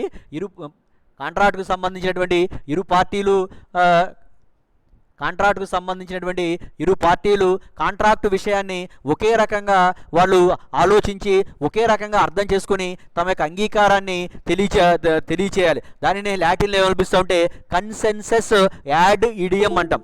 లాటిన్లో కన్సెన్సస్ యాడ్ ఇడియం అని చెప్పి చెప్పడం జరుగుతుంది. కన్సెన్సస్ యాడ్ ఇడియం అని చెప్పి చెబుతాం. దీనికి ఉదాహరణ, ఆలోచనలో ఇద్దరు కూడా డిఫరెంట్గా, ఇద్దరు కూడా కాంట్రాక్ట్ విషయాన్ని గురించి ఒకే రకంగా ఆలోచించి నిర్ణయం తీసుకున్నట్లయితే అది సక్రమైనటువంటి కాంట్రాక్ట్ అవుతుంది. కానీ కాంట్రాక్టు పార్టీలు ఇరువురు కూడా ఆలోచనలో విభిన్నత అనేది ఉన్నట్లయితే, ఇద్దరు కూడా కాంట్రాక్ట్ విషయ వస్తువుని గురించి ఒకే విధంగా ఆలోచించకుండా విభిన్నంగా ఆలోచించినట్లయితే, కాంట్రాక్ట్ విషయ వస్తువుని గురించి విభిన్నంగా ఆలోచించి కాంట్రాక్ట్ని ఏర్పాటు చేసుకున్నట్లయితే ఆ కాంట్రాక్ట్ని న్యాయశాస్త్ర రీత్యా అమలు చేయడానికి అవకాశం అనేది ఉండదు. అంటే అందులో ఆలోచనలో సమన్వయం అనేది ఉండదు. ఆలోచనలో సమన్వయం లేకుండా ఉండడం వలన సర్వసమ్మతి అనేది ఏర్పడదు. అందుచేత దీనిని అమలు చేయడానికి అవకాశం అనేది ఉండదు. ఉదాహరణ, ఏ అనే వ్యక్తి దగ్గర 2 కార్లు ఉన్నాయి. అవి ఏంటంటే అవి మారుతి కారు, తర్వాత ఆడి కార్, 2 కార్లు ఉన్నాయి. ఏ తన మారుతి కారును దృష్టిలో పెట్టుకొని 50,000 రూపాయలకు అమ్ముతానని బీకు ప్రతిపాదన చేశాడు. ఏ తన మారుతి కారును దృష్టిలో పెట్టుకుని 50,000 రూపాయలకు అమ్ముతానని చెప్పి బీకు ప్రతిపాదన చేశాడు. బి ఏం చేశాడంటే ఆడి కారును దృష్టిలో పెట్టుకుని తన కారుని ఆడి కారును దృష్టిలో పెట్టుకుని ఆ కారుని 50,000 రూపాయలకు కొనుగోలు చేద్దామని చెప్పి వాడు తన యొక్క అంగీకారాన్ని తెలియచేశాడు. కానీ వారి ఆలోచనలలో బాధ్యతను నిర్వర్తించాల్సిన తేదీన బి ఏం చేశాడంటే 50,000 రూపాయలు ఏకి చెల్లించడానికి సంసిద్ధుడయ్యాడు. ఏం చేశాడంటే మారుతి కారు ఇవ్వడానికి ముందుకు వచ్చాడు. బి ఏం చేశాడు, నిరాకరించాడు. నేను 50,000 రూపాయలకు ఆడి కారు కొంటానన్నాను, మారుతి కారు కాదు, నాకు ఆడి కారే ఇవ్వాలని చెప్తాడు. ఏం చెప్పాడంటే నేను మారుతి కారు 50,000 రూపాయలకు అమ్ముదాననుకున్నాను, కాబట్టి నేను మారుతి కారే విక్రయిస్తానని చెప్పాడు. అంటే వీరిద్దరి మధ్య డిఫరెన్స్ ఆఫ్ ఒపీనియన్ ఏర్పడి కోర్టుకి వెళ్తారు. కోర్టు ఏం చెప్తుందంటే కాంట్రాక్ట్ కుదుర్చుకునేటువంటి విషయ వస్తువు గురించి కాంట్రాక్టు పార్టీలు ఇరువురికి కూడా ఆలోచనలో సమన్వయం లేదా సర్వసమ్మతి అనేది లేదు. కాబట్టి వారిద్దరి మధ్య కాంట్రాక్ట్ ఏర్పడలేదు అని చెప్పి కోర్టు ఆ కేసుని కొట్టేయడం అనేది జరిగింది. కాబట్టి కాంట్రాక్ట్ ఏర్పాటు చేసుకునేటప్పుడు కాంట్రాక్ట్ విషయ వస్తువుకు సంబంధించి కాంట్రాక్టు పార్టీలు ఇరువురు కూడా ఒకే రకంగా ఆలోచించాలి. కాంట్రాక్టు విషయ వస్తువు గురించి కాంట్రాక్టు పార్టీలు ఇరువురు కూడా ఒకే రకంగా ఆలోచించాలి. అలా ఆలోచించకుండా డిఫరెన్స్ ఆఫ్ విషయ వస్తువుని గురించి కాంట్రాక్టు పార్టీలు ఇరువురికి కూడా విభిన్నత, డిఫరెన్స్ ఆఫ్ ఒపీనియన్ ఉన్నట్లయితే కాంట్రాక్టుని అమలు చేయడానికి న్యాయశాస్త్రం ద్వారా అమలు చేయడానికి అవకాశం అనేది ఉండదు అని చెప్పి చెప్పడం జరిగింది. ఇక నెక్స్ట్ ఇంకోటి ఏంటంటే న్యాయాత్మకమైనటువంటి సంబంధం. Legal relationship. ఇంకోటి ఏంటంటే న్యాయాత్మకమైనటువంటి సంబంధం. ఒప్పందం అనేది కాంట్రాక్టు పార్టీల మధ్య లీగల్ ఆబ్లిగేషన్, న్యాయాత్మకమైన సంబంధాన్ని సృష్టించాలి. ఒప్పందం అనేది కాంట్రాక్టు పార్టీల మధ్య న్యాయాత్మకమైనటువంటి సంబంధాన్ని సృష్టించాలి. అప్పుడే ఆ సాంఘిక ఒప్పందాన్ని ఏర్పరిచేటువంటి అగ్రిమెంట్లు న్యాయాత్మక సంబంధాన్ని సృష్టించవు. కాబట్టి వాటి న్యాయస్థానాలలో అమలు చేయడానికి అవకాశం అనేది లేదు. కాంట్రాక్ట్ అనేది పార్టీల మధ్య పార్టీల మధ్య న్యాయాత్మకమైనటువంటి సంబంధాన్ని సృష్టించేదిగా ఉండాలి. సాంఘిక ఒప్పందాన్ని సృష్టించేటువంటి కాంట్రాక్టులు ఏవైనా ఉన్నట్లయితే అవి పార్టీల మధ్య లీగల్ అబ్లిగేషన్ క్రియేట్ చేయడానికి అవకాశం అనేది లేవు. ఉదాహరణకి ఏంటంటే తల్లిదండ్రుల మధ్య కుదిరే ఒప్పందాలు, భార్యాభర్తల మధ్య కుదిరే ఒప్పందాలు, స్నేహితుల మధ్య కుదిరేటువంటి ఒప్పందాలు సహజంగా సాంఘిక ఒప్పందాలు అవుతాయి. తల్లిదండ్రులు పిల్లల మధ్య కుదిరే ఒప్పందాలు, తర్వాత భార్యాభర్తల మధ్య కుదిరే ఒప్పందాలు, తర్వాత స్నేహితుల మధ్య కుదిరే ఒప్పందాలు సాంఘిక ఒప్పందాలు అవుతాయి. వాటిని న్యాయశాస్త్ర రీత్యా న్యాయస్థానాలలో అమలు చేయడానికి అవకాశం అనేది ఉండదు. దీనికి సంబంధించి ఒక కేసు ఉంది. అదేంటంటే బాల్ఫర్ వర్సెస్ బాల్ఫర్ అనేటువంటి కేసు ఉంది. మనం ఆల్రెడీ చెప్పుకున్నాం. Balfour versus Balfour. ఈ కేసులో మిస్టర్ బాల్ఫర్ ఇంగ్లాండ్కి చెందినటువంటి ఒక సైనికుడు. ఇంగ్లాండ్ ప్రభుత్వం అతన్ని శ్రీలంకలో సైనికుడిగా నియమిస్తుంది. అతను ఏం చేస్తాడంటే శ్రీలంక నుంచి అతడు శ్రీలంకలో సైనికుడిగా అపాయింట్ చేస్తారు. అతడు ఇంగ్లాండ్ నుంచి ఉద్యోగరీత్యా శ్రీలంకలో సైనికుడిగా పనిచేయడానికి అతని భార్య కలిసి శ్రీలంక వచ్చేస్తారు. శ్రీలంక వచ్చిన తర్వాత కొన్ని రోజులు డ్యూటీ చేసిన తర్వాత సెలవులు వస్తాయి. సెలవుల్లో అతడు తన సొంత ఇంటికి ఇంగ్లాండ్ భార్యతో కలిసి ఇంగ్లాండ్ వెళ్తాడు. లీవ్ ఎంజాయ్ చేయడానికి భార్యతో కలిసి ఇంగ్లాండ్ వెళ్తాడు. తిరిగి డ్యూటీలో జాయిన్ అవ్వడానికి బయలుదేరుతున్న సమయంలో అతని భార్య మిస్సెస్ బాల్ఫర్కి అనారోగ్యానికి గురవుతుంది. కాబట్టి కొంతకాలం అతని హాస్పిటల్లో చేర్పించి కొంతకాలం అక్కడే ఉంటాడు. హాస్పిటల్ అతను తిరిగి డ్యూటీ రిపోర్ట్ చేయాల్సినటువంటి టైం అయిపోతుంది. కాబట్టి అతడు ఏం చేస్తాడంటే డ్యూటీలో జాయిన్ అవ్వడానికి వచ్చేస్తాడు.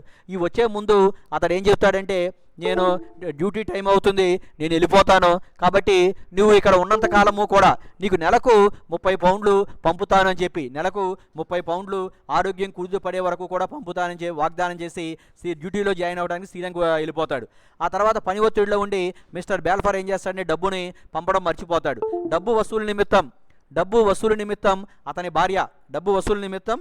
భార్య ఏం చేస్తుందంటే డబ్బుని వసూలు చేసుకోవడానికి అతని భార్య ఏం చేస్తుందంటే కోర్టులో కేసేస్తుంది. కోర్టులో కేసేస్తే ఎంతకీ డబ్బు పంపట్లేదు అని చెప్పి భార్య భర్త మీద, మిస్టర్ బాల్ఫర్ మీద కోర్టులో కేసు వేయడం జరుగుతుంది. కోర్టు ఆ కేసును పరిశీలించి భార్యాభర్తల మధ్య జరిగే ఒప్పందాలు, సాంఘిక ఒప్పందాలు అనేవి న్యాయాత్మకమైన సంబంధాన్ని సృష్టించవని, వాటిని న్యాయస్థానాలలో అమలు చేయడానికి అవకాశం లేదని చెప్పి కోర్టు కేసును కొట్టివేయడం అనేది జరిగింది. బాల్ఫర్ వర్సెస్ బాల్ఫర్ అంటే భార్యాభర్తల మధ్య ఏముండాలంటే న్యాయాత్మకమైనటువంటి కాంట్రాక్టు పార్టీలు ఇద్దరి మధ్య న్యాయాత్మకమైనటువంటి సంబంధం ఉండాలి. సాంఘిక సంబంధం కలిగిన వ్యక్తులు కాంట్రాక్ట్ని ఏర్పాటు చేసుకున్నట్లయితే దానిని న్యాయస్థానాలలో అమలు చేయడానికి అవకాశం అనేది లేదు అని చెప్పి బాల్ఫర్ వర్సెస్ బాల్ఫర్ అనే కేసులో కోర్టు తీర్పు ఇవ్వడం అనేది జరిగింది. ఇక నెక్స్ట్ ఏంటంటే న్యాయాత్మకమైనటువంటి ఇంకోటి ఏంటంటే న్యాయాత్మకమైనటువంటి ప్రతిఫలాన్ని లాటిన్లో ఏమని పిలుస్తారంటే క్విడ్ ప్రోకో అంటాం. ప్రతిఫలాన్ని లాటిన్లో క్విడ్ ప్రోకో అంటే కొంత మొత్తం బదులుగా, నీకింత నాకింత అని, లేదా కొంత మొత్తం బదులుగా అంటారు.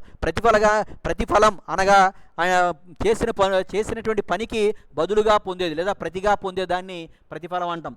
చేసినటువంటి పనికి ప్రతిఫలంగా పొందే మొత్తాన్ని, బదులుగా పొందే మొత్తాన్ని ఏమనిపిస్తామంటే ప్రతిఫలం అంటాం. ప్రతిఫలం అనేది నగదు రూపంలో ఉండొచ్చు లేదా వస్తు రూపంలో కూడా ఉండొచ్చు. క్రమబద్ధమైనటువంటి కాంట్రాక్టుకు ప్రతిఫలం అనేది అత్యంత అవసరం. ప్రతిఫలం లేని కాంట్రాక్టులు న్యాయస్థానాలలో అమలు చేయడానికి అవకాశం అనేది లేదు. ప్రతిఫలం లేనటువంటి కాంట్రాక్టులు దానంతో సమానం. ప్రతిఫల సహితమైనటువంటి కాంట్రాక్టులు బేరంతో సమానం. ప్రతిఫలం లేని కాంట్రాక్టులని రోమన్ న్యాయశాస్త్రం ఏమవుతుందంటే నేకెడ్ కాంట్రాక్ట్స్, దిగంబర కాంట్రాక్టులు అని చెప్పి చెప్పడం జరుగుతుంది. భారతీయ న్యాయశాస్త్రం ప్రకారం ప్రతిఫలం లేని కాంట్రాక్టులను న్యాయస్థానాలలో అమలు చేయడానికి అవకాశం అనేది ఉండదు. కాబట్టి క్రమబద్ధమైన కాంట్రాక్ట్ యొక్క ఆవశ్యకాలలో ప్రతిఫలం అనేది తప్పనిసరిగా ఉంటుంది. ఉదాహరణ, తన సైకిల్ ఉచితంగా వాడుకోమని బీకు ఇచ్చాడు. కొంతకాలం తర్వాత అద్దె చెల్లించని కోరగా అది చెల్లదు అని చెప్పి కోర్టు తీర్పు ఇవ్వడం జరిగింది. ఉదాహరణ, తన సైకిల్ను ఉచితంగా వాడుకోమని చెప్పి బీకు ఇచ్చాడు. బి సైకిల్ వాడుకుంటున్నాడు. కొంతకాలం తర్వాత ఏం చెప్పాడంటే నా సైకిల్ని ఉచితంగా వాడుకోవద్దు, సైకిల్కి అద్దె చెల్లించమని చెప్పి కోరతాడు. కోరితే అది అట్లా ఉచితంగా వాడుకోమని ఇచ్చిన తర్వాత అద్దె చెల్లించమని చెప్పి తర్వాత కోరడం అనేది చెల్లదని చెప్పి అద్దె చెల్లించాల్సిన అవసరం లేదని చెప్పి కోర్టు తీర్పు ఇవ్వడం అనేది జరుగుతుంది. నెక్స్ట్ రెండోది ఏంటంటే ఎక్స్ అనే వ్యక్తి వై అనే వ్యక్తితో నీవు జడ్డను చంపినట్లయితే 10,000 రూపాయలు బహుమానంగా ఇస్తానన్నాడు. ఎక్స్ అనే వ్యక్తి వై అనే వ్యక్తితో నీవు జడ్డను చంపినట్లయితే నీకు 10,000 రూపాయలు బహుమానంగా ఇస్తానన్నాడు. ఇందులో ప్రతిఫలం ఉన్నప్పటికీ అది న్యాయ విరుద్ధమైనటువంటి ప్రతిఫలం. చంపడం అనేది ఏమవుతుందని ఇండియన్ పీనల్ కోడ్ ప్రకారం శిక్షార్హమైనటువంటి నేరం. అట్లా ఒక వ్యక్తిని చంపడానికి ఏదైనా ఒప్పందం కుదుర్చుకుని ఆ ఒప్పందం నుంచి ప్రతిఫలాన్ని పొందడానికి అవకాశం అనేది ఉండదు. అందుచేత ఈ ఎక్స్ అనేవాడు వైతో కాంట్రాక్ట్ కుదుర్చుకుని నువ్వు జడ్డను చంపితే నీకు 10,000 రూపాయలు ఇస్తాను అని చెప్పి కుదుర్చుకున్నటువంటి కాంట్రాక్టుని న్యాయశాస్త్ర రీత్యా అమలు చేయడానికి అవకాశం అనేది లేదు. కాబట్టి వారిద్దరి మధ్య ఎక్స్ మరియు వై మధ్య కాంట్రాక్ట్ ఏర్పడినట్లుగా పరిగణించడానికి అవకాశం అనేది లేదు. ఎందుకంటే ఆ కాంట్రాక్ట్ యొక్క ప్రతిఫలం న్యాయ విరుద్ధమైనటువంటి ప్రతిఫలం. అట్లాంటి న్యాయ విరుద్ధమైనటువంటి ప్రతిఫలంతో కూడిన కాంట్రాక్టులు న్యాయశాస్త్ర రీత్యా అమలు చేయడానికి అవకాశం అనేది ఉండదు. అందుచేత ప్రతి కాంట్రాక్ట్కి ప్రతిఫలము కంపల్సరీ ఉండాలి. ఆ ప్రతిఫలం ఉండటం మాత్రమే కాకుండా అది న్యాయాత్మకమైనటువంటి ప్రతిఫలమే ఉండాలి. అప్పుడు మాత్రమే దానిని న్యాయస్థానాలలో అమలు చేయడానికి అవకాశం అనేది ఉంటుంది. రా సుధీరు హలో సుధీర్ సాయి ఎరా సాయి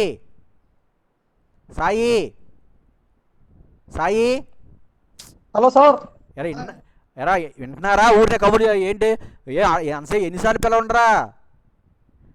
ఫోన్ సిగ్నల్ లేవు సార్ ఇక్కడ. టవర్స్ లో సిగ్నల్స్ లేవు సార్. సరే అయితే ఏదో చెప్తారు మీరు. సరే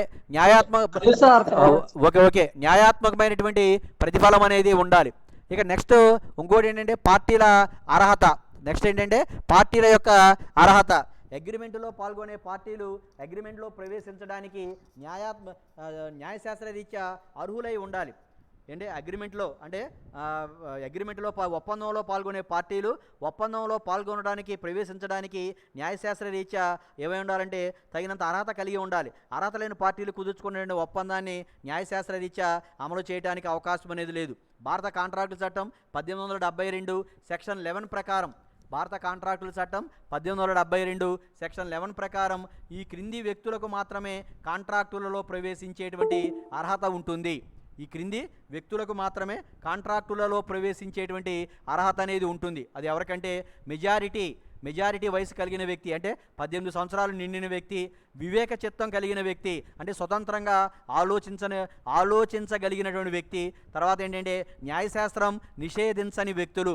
చట్టం ఎవరినైనా సరే కాంట్రాక్టుల్లో ప్రవేశించడానికి అనర్హుడని నిషేధిస్తే ఆ వ్యక్తి కాంట్రాక్టుల్లో ప్రవేశించడానికి అర్హత అనేది లేదు. ఒక వ్యక్తి దివాలా దరఖాస్తు ఐపీ పిటిషన్ పెట్టాడు, దివాలా దరఖాస్తు దాఖలు చేశాడు.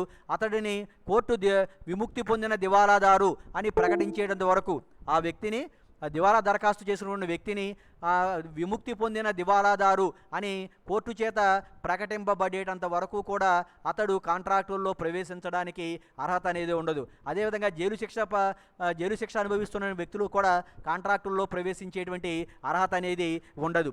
ఇవి కాంట్రాక్టు పార్టీల యొక్క అర్హత. అగ్రిమెంటులో పాల్గొనే పార్టీలు ఏమై ఉండాలంటే అగ్రిమెంటులో ప్రవేశించడానికి న్యాయశాస్త్ర రీత్యా అర్హత కలిగి ఉండాలి. అగ్రిమెంటులో పాల్గొనే పార్టీలు అగ్రిమెంటులో ప్రవేశించడానికి న్యాయశాస్త్ర రీత్యా అర్హులై ఉండాలి. అర్హత లేని పార్టీలతో కుదుర్చుకున్న ఒప్పందాలు న్యాయశాస్త్ర రీత్యా అమలు చేయడం సాధ్యం కాదు.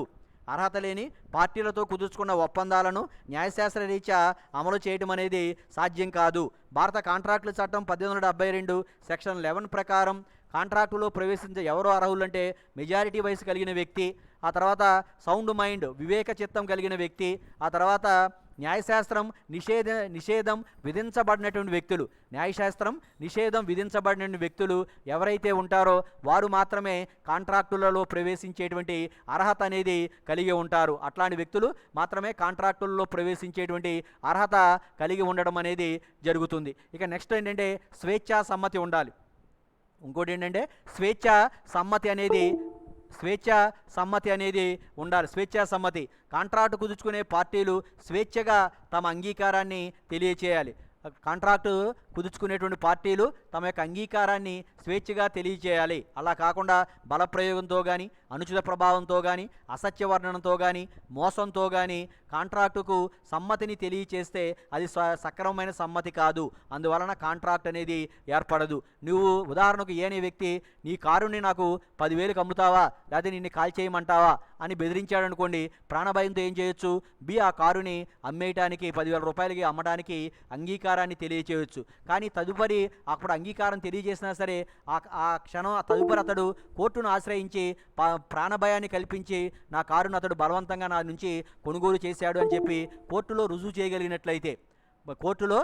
చేయగలిగినట్లయితే ఆ ఒప్పందం రద్దయిపోవడం అనేది జరుగుతుంది. కాబట్టి స్వేచ్ఛగా కాంట్రాక్టు పార్టీలు ఇరువురు కూడా కాంట్రాక్టుకి ప్రతిపాదన మరియు సమ్మతి అనేవి స్వేచ్ఛగా జరగాలి. అంతేగాని బలప్రయోగంతో కానీ, అనుచిత ప్రభావంతో కానీ, అసత్య వర్ణన అంటే మిస్రిప్రజెంటేషన్ అంటాం.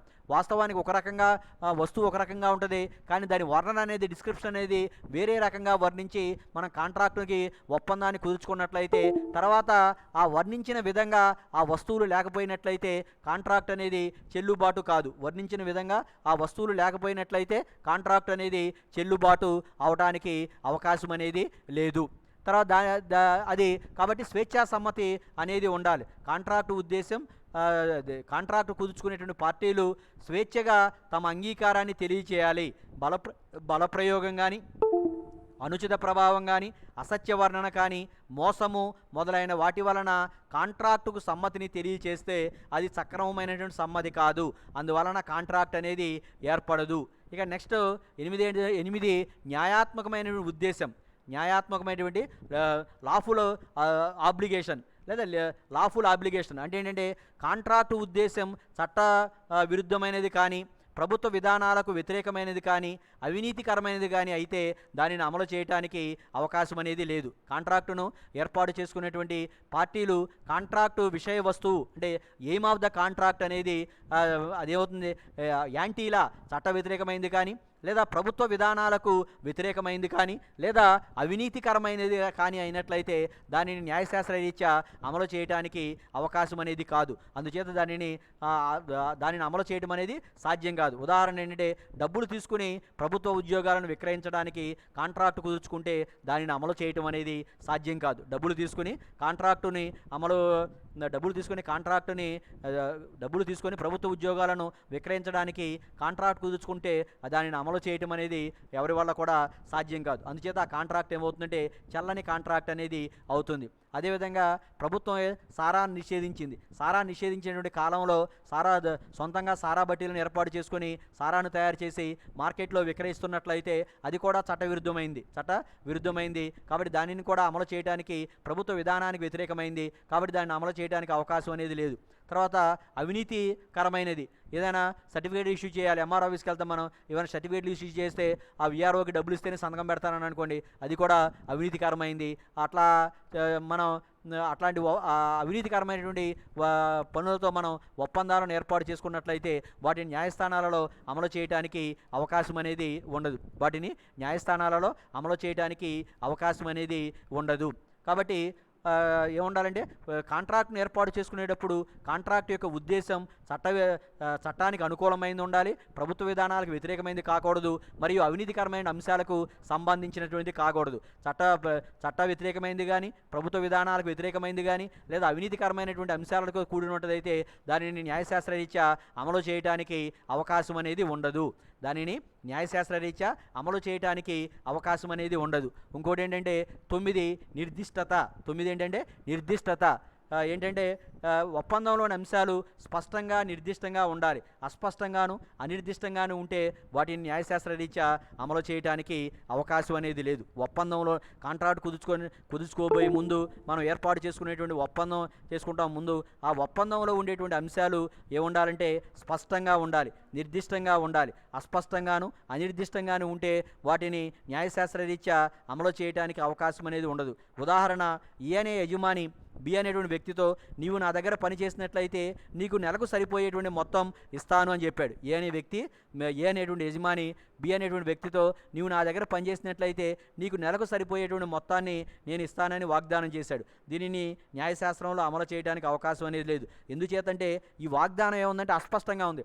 నెలకు సరిపోయే మొత్తం అంటే నెలకు సరిపోయే మొత్తం అంటే ఒక వ్యక్తి 10,000 వస్తే 10,000 రిజిస్టర్ అవుతాడు, 50,000 వస్తే 50,000 రిజిస్టర్ అవుతాడు, ₹1,00,000 వస్తే తన యొక్క జీవన విధానాన్ని కూడా దానికి అనుగుణంగా తన యొక్క సంపాదనకు అనుగుణంగా జీవన విధానాన్ని మార్చుకోవడం అనేది జరుగుతుంది. కాబట్టి ఇక్కడ ఇస్తాననేటువంటి మొత్తం అనిర్దిష్టంగా ఉంది, అన్స్పెసిఫైడ్గా ఉంది. కాబట్టి దానిని అమలు చేయడానికి వాగ్దానం అస్పష్టంగా ఉంది. కాబట్టి దానిని అమలు చేయడానికి అవకాశం అనేది లేదు అని చెప్పి కోర్టు తీర్పు ఇవ్వడం అనేది జరిగింది. కాబట్టి ఏమండాలంటే కాంట్రాక్ట్ కుదుర్చుకునేటప్పుడు కాంట్రాక్టులో ఉండేటువంటి అంశాలు నిర్దిష్టంగా ఉండాలి, స్పష్టంగా నిర్దిష్టంగా ఉండాలి. కానీ అస్పష్టంగాను మరియు అనిర్దిష్టంగాను ఉన్నట్లయితే వాటిని న్యాయస్థానాలలో అమలు చేయడానికి అవకాశం అనేది ఉండదు. వాటి న్యాయస్థానాలలో అమలు చేయడానికి అవకాశం అనేది ఉండదు. ఇంకోటి ఏంటంటే ఆచరణ సాధ్యత. ఒప్పందంలోని అంశాలు నెరవేర్చేయడానికి వీలైనవిగా ఉండాలి. అట్లా కాకపోతే వాటిని అమలు చేయడానికి అవకాశం లేదు. ఒప్పందంలోని అంశాలు నెరవేర్చడానికి వీలైనవిగా ఉండాలి. అలా కాకపోయినట్లయితే వాటిని అమలు చేయటం సాధ్యం కాదు. మనం ఒప్పందం కుదుర్చుకునేటప్పుడు ఏ కాంట్రాక్టు విషయానికి సంబంధించి కుదుర్చుకునే ఒప్పందంలోని అంశాలు న్యాయశాస్త్రరీత్యా అమలు చేయడానికి అనుకూలమైనవిగా ఉండాలి. అవి న్యాయశాస్త్రరీత్యా అమలు చేయడానికి అనుకూలమైనవి కాకపోయినట్లయితే వాటిని న్యాయశాస్త్రరీత్యా మనం అమలు చేయడానికి అవకాశం అనేది లేదు. ఉదాహరణకి సమాంతర రేఖలను కలుపుతానని కానీ, గారడీ చేసి నిక్షేపాలు కనిపెడతానని కానీ, మంత్రాలతో మరణించిన వ్యక్తిని బ్రతికిస్తాను అని చెప్పి కాంట్రాక్ట్ కుదుర్చుకున్నట్లయితే వాటిని అమలు చేయడానికి అవకాశం అనేది లేదు. సమాంతర రేఖలు ఉదాహరణకి రైలు పట్టాలు, వీటిని ఎప్పుడు కూడా మనం కలపడం అనేది సాధ్యం కాదు. కలిపితే ఏమవుతుంది, ప్రమాదాలు అనేవి జరుగుతాయి. అట్లాగే ప్యారలల్ లైన్స్ సమాంతర రేఖలు ఎట్టి పరిస్థితుల్లో కూడా మనం కలపడం అనేది ప్రభాకరావు సమాంతర రేఖలని ఎట్టి పరిస్థితుల్లో కూడా మనం కలపడం అనేది సాధ్యం కాదు. అదేవిధంగా గారడీ చేసి నిక్షేపాలు కనిపెడతానంటాం. భూమిలో నిక్షిప్తమైన ఆయిల్, పెట్రోల్ కానీ లేదా డీజిల్ కానీ ఇతర మైన్స్ని కానీ మనం గారడీ చేసి కనిపెడతానని చెప్పి గ్యారంటీగా చెప్పడానికి అవకాశం అనేది చేయలేం. గారడీ చేసి నిధులు, నిక్షేపాలు, ఆయిల్ ఇటన్నీ మనం ఏమి కూడా కనిపెట్టేటువంటి ఆస్కారం అనేది లేదు. అదేవిధంగా మరణించిన వ్యక్తిని బ్రతికించడం, ఏం చేసినా సరే మరణించాడు ఆ వ్యక్తి అని డిసైడ్ అయిన తర్వాత అతనిని బ్రతికించడం అనేది సైన్స్ రీత్యా ఇంతవరకు కూడా సాధ్యం కాలేదు. ఇట్లాంటి అంశాలు ఉన్నట్లయితే, ఒప్పందంలో ఇట్లాంటి అంశాలు ఉన్నట్లయితే వాటిని అట్లాంటి కాంట్రాక్టులని అమలు చేయడానికి అవకాశం అనేది లేదు. సమాంతర రేఖలను కలుపుతానంటాం కానీ, సమాంతర రేఖలను కలుపుతానని కానీ, గారడీ చేసి నిక్షేపాలను కనిపెడతానని, లేకపోతే మంత్రాలతో మరణించిన వ్యక్తిని బ్రతికిస్తానని కాంట్రాక్టు కుదుర్చుకున్నట్లయితే వాటిని అమలు చేయడానికి అవకాశం అనేది లేదు. వాటిని అమలు చేయడానికి అవకాశం అనేది లేదు. ఇక లాస్ట్, చల్లనివిగా ప్రకటించి ఉండకూడదు. దేశంలో అమలులో ఉన్న చట్టాల ప్రకారం చల్లనివిగా ప్రకటితమైనటువంటి అంశాలతో కూడిన కాంట్రాక్టును న్యాయశాస్త్రరీత్యా అమలు చేయడానికి అవకాశం లేదు. దేశంలో అమలులో ఉండేటువంటి చట్టాల ప్రకారం చల్లనివిగా ప్రకటించబడినటువంటి అంశాలతో కూడినటువంటి కాంట్రాక్టులను న్యాయశాస్త్రరీత్యా అమలు చేయడానికి సాధ్యం కాదు. ఉదాహరణ ఏంటంటే జోదపు ఒప్పందాలు, వ్యాపార నిరోధక ఒప్పందాలు, వైవాహిక నిరోధక ఒప్పందాలు, వీటిని అమలు చేయడానికి అవకాశం అనేది లేదు.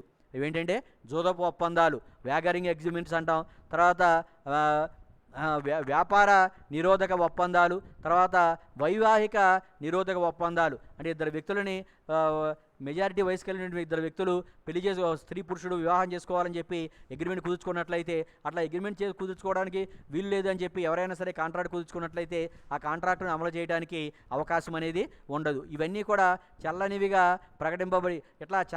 ప్రకటింపబడి ఉండకూడదు. దేశంలో అమలులో ఉండేటువంటి చట్టాల ప్రకారం చల్లనివిగా ప్రకటితమైనటువంటి అంశాలతో కూడినటువంటి కాంట్రాక్టును న్యాయశాస్త్రరీత్యా అమలు చేయడం అనేది సాధ్యం కాదు. ఉదాహరణ జోదపు ఒప్పందాలు, వ్యాపార నిరోధక ఒప్పందాలు, వైవాహిక నిరోధక ఒప్పందాలు, ఇవన్నీ కూడా దేశంలో చల్లనివిగా ప్రకటించమైనవి. ఈ ఒప్పందాలకు సంబంధించి ఈ అంశాలతో కూడినటువంటి కాంట్రాక్టును ఏర్పాటు చేసుకున్నట్లయితే దానిని మనం న్యాయశాస్త్ర రీత్యా అమలు చేయడానికి అవకాశం అనేది లేదు. ఇది కాంట్రాక్ట్ యొక్క నిర్వచనము మరియు కాంట్రాక్ట్ యొక్క ఆవశ్యకాలు. కాంట్రాక్టు అంటే దేని నుంచి పుట్టిందనుకున్నాం? కాంట్రాక్ట్ అనే పదం లాటిన్ భాషా పదమైనటువంటి కాంట్రాక్టం అనేటువంటి పదం నుంచి ఉద్భవించింది. కాంట్రాక్టం అనగా పరస్పర కలయిక అని అర్థం. కాంట్రాక్టును క్రింది విధంగా నిర్వచించవచ్చు. కాంట్రాక్ట్ ఏమైనా నిర్వచిస్తామంటే ఒక నిర్దిష్టమైన పని లేదా పనులను చేయడానికి కానీ లేదా మానడానికి కానీ ఇరువురు పార్టీలు చేసుకున్నటువంటి ఒప్పందాన్ని కాంట్రాక్ట్ అంటాం. ఒక నిర్దిష్టమైన పని లేదా పనులను చేయటానికి కానీ లేదా మనడానికి కానీ ఇద్దరు పార్టీలు చేసుకున్నటువంటి ఒప్పందాన్ని ఏమనిపిస్తామంటే కాంట్రాక్టు అని చెప్పి పిలవడం జరుగుతుంది. కాంట్రాక్టుని భారత కాంట్రాక్టుల చట్టం 1872 సెక్షన్ 2 సబ్సెక్షన్ హెచ్ ఏమని నిర్వచించిందంటే కాంట్రాక్ట్ అంటే న్యాయపరంగా అమలు చేయడానికి అవకాశం ఉన్న ఒప్పందం. కాంట్రాక్ట్ అంటే న్యాయపరంగా అమలు చేయడానికి అవకాశం ఉన్నటువంటి ఒప్పందం. తర్వాత ఈ కాంట్రాక్ట్ని సాల్మన్ అనేటువంటి రచయిత ఏమని నిర్వచించాడంటే పార్టీల మధ్య విద్యుక్త బాధ్యతలను సృష్టించి వాటిని నిర్వచించే అగ్రిమెంటే కాంట్రాక్ట్ అన్నాడు. సాల్మన్ పార్టీల మధ్య విద్యుక్త బాధ్యతలను సృష్టించి వాటిని నిర్వచించే అగ్రిమెంటే కాంట్రాక్ట్ అన్నాడు. ఇంకోటి ఏంటంటే పొలాక్ న్యాయశాస్త్ర రీత్యా అమలు జరపదగిన ప్రతి ప్రామిసు కూడా కాంట్రాక్ట్ అన్నాడు. పొలాక్ అనేవాడు న్యాయశాస్త్ర రీత్యా అమలు జరపదగినటువంటి ప్రతి ప్రామిస్ కూడా కాంట్రాక్ట్ అని చెప్పి చెప్పడం జరిగింది. ఇక నెక్స్ట్ కాంట్రాక్ట్ యొక్క ఆవశ్యకాలు. మనం ఏం చెప్పుకున్నాం? కాంట్రాక్ట్కి 11 ఆవశ్యకాలు ఉంటాయి అనుకున్నాం. 11 కాంట్రాక్ట్ యొక్క ఆవశ్యకాలు ఎన్ని ఉంటాయంటే 11 ఉంటాయని చెప్పుకున్నాం. కాంట్రాక్ట్ యొక్క ఆవశ్యకాలు 11 ఉంటాయి. అవి ఏంటంటే మొదటిది భారత కాంట్రాక్టుల చట్టం 1872 సెక్షన్ 10 ప్రకారం ఇవి కాంట్రాక్ట్ యొక్క నిబంధనలు లేదా కాంట్రాక్ట్ యొక్క ఆవశ్యకాలు ఆర్ ఎసెన్షియల్స్ ఆఫ్ కాంట్రాక్ట్ అని కూడా అంటాం. నెంబర్ 1 2 పార్టీలు లేదా 2 వ్యక్తులు ఉండాలి. రెండోది ఏంటంటే ప్రతిపాదన స్వీకృతి అనేది ఉండాలి. మూడోది సర్వసమ్మతి ఉండాలి. నాలుగోది న్యాయాత్మకమైన సంబంధం ఉండాలి. ఐదోది న్యాయాత్మకమైన ప్రతిఫలం ఉండాలి. ఆరోది ఏంటంటే పార్టీల అర్హత అనేది ఉండాలి. ఏడోది స్వేచ్ఛా సమ్మతి అనేది ఉండాలి. ఎనిమిదోది న్యాయాత్మకమైన ఉద్దేశం ఉండాలి. 9 ఏంటంటే నిర్దిష్టత ఉండాలి. తర్వాత 10 ఆచరణ సాధ్యత ఉండాలి. 11 ఏంటంటే చల్లనివిగా ప్రకటితం కాకూడనివై ఉండాలి. ఇందులో మొదటిది ఏమనుకున్నామంటే 2 పార్టీలు లేదా 2 వ్యక్తులు ఉండాలి. ఏ కాంట్రాక్టుకైనా సరే ఒక వ్యక్తి తనంతట తానుగా కాంట్రాక్టును ఏర్పాటు చేసుకునేటువంటి అవకాశం అనేది ఉండదు. ఏ కాంట్రాక్టుకైనా సరే ఒకే వ్యక్తి తనంతట తానుగా ఏర్పాటు చేసుకోవడానికి అవకాశం లేదు. కాంట్రాక్టును ఏర్పాటు చేసుకోవాలంటే కనీసం 2 పార్టీలు లేదా 2 వ్యక్తులు తప్పనిసరిగా ఉండాలి. కాంట్రాక్టును ఏర్పాటు చేసుకోవాలంటే కనీసం 2 పార్టీలు లేదా 2 వ్యక్తులు తప్పనిసరిగా ఉండి తీరాలి. ఒకే వ్యక్తి తనంతట తానుగా ఒకే వ్యక్తి కానీ ఒక గ్రూప్ ఆఫ్ పర్సన్స్ ఒక సమూహం కానీ తనంతట తానుగా కాంట్రాక్టుని ఏర్పాటు చేసుకునేటువంటి అవకాశం అనేది ఉండదు. ఇక రెండోది ఏమనుకున్నామంటే ప్రతిపాదన మరియు స్వీకృతి అనేవి ఉండాలి అనుకున్నాం. క్రమబద్ధమైన కాంట్రాక్ట్కి ఇవి ఎసెన్షియల్ అత్యంత అవసరం. క్రమబద్ధమైన కాంట్రాక్ట్కి ప్రతిపాదన మరియు స్వీకృతి అనేవి అత్యంత ఆవశ్యకం. ప్రతిపాదన అంటే ఒక వ్యక్తి మరొక వ్యక్తితో ఒక పని చేయటానికి కానీ లేదా మానడానికి కానీ తగిన ఉద్దేశాన్ని వ్యక్తం చేస్తూ అలా చేయటానికి లేదా మానడానికి ఎదుటి వ్యక్తి యొక్క సమ్మతిని పొందడానికి చేసేటువంటి ప్రయత్నాన్ని ఏమనిపిస్తామంటే ప్రతిపాదన అంటాం. స్వీకృతి అంటే ఏంటంటే ప్రతిపాదన ఎవరిని ఉద్దేశించి అయితే చేయడం జరిగిందో ఆ వ్యక్తి ఆ ప్రతిపాదనకు తన యొక్క అంగీకారాన్ని తెలియచేస్తే దానిని స్వీకృతి అంటాం. ప్రతిపాదన ఎవరిని ఉద్దేశించి అయితే చేయడం జరిగిందో ఆ వ్యక్తి ఆ ప్రతిపాదనకు తన యొక్క అంగీకారాన్ని తెలియచేస్తే దానిని స్వీకృతి అని చెబుతాం.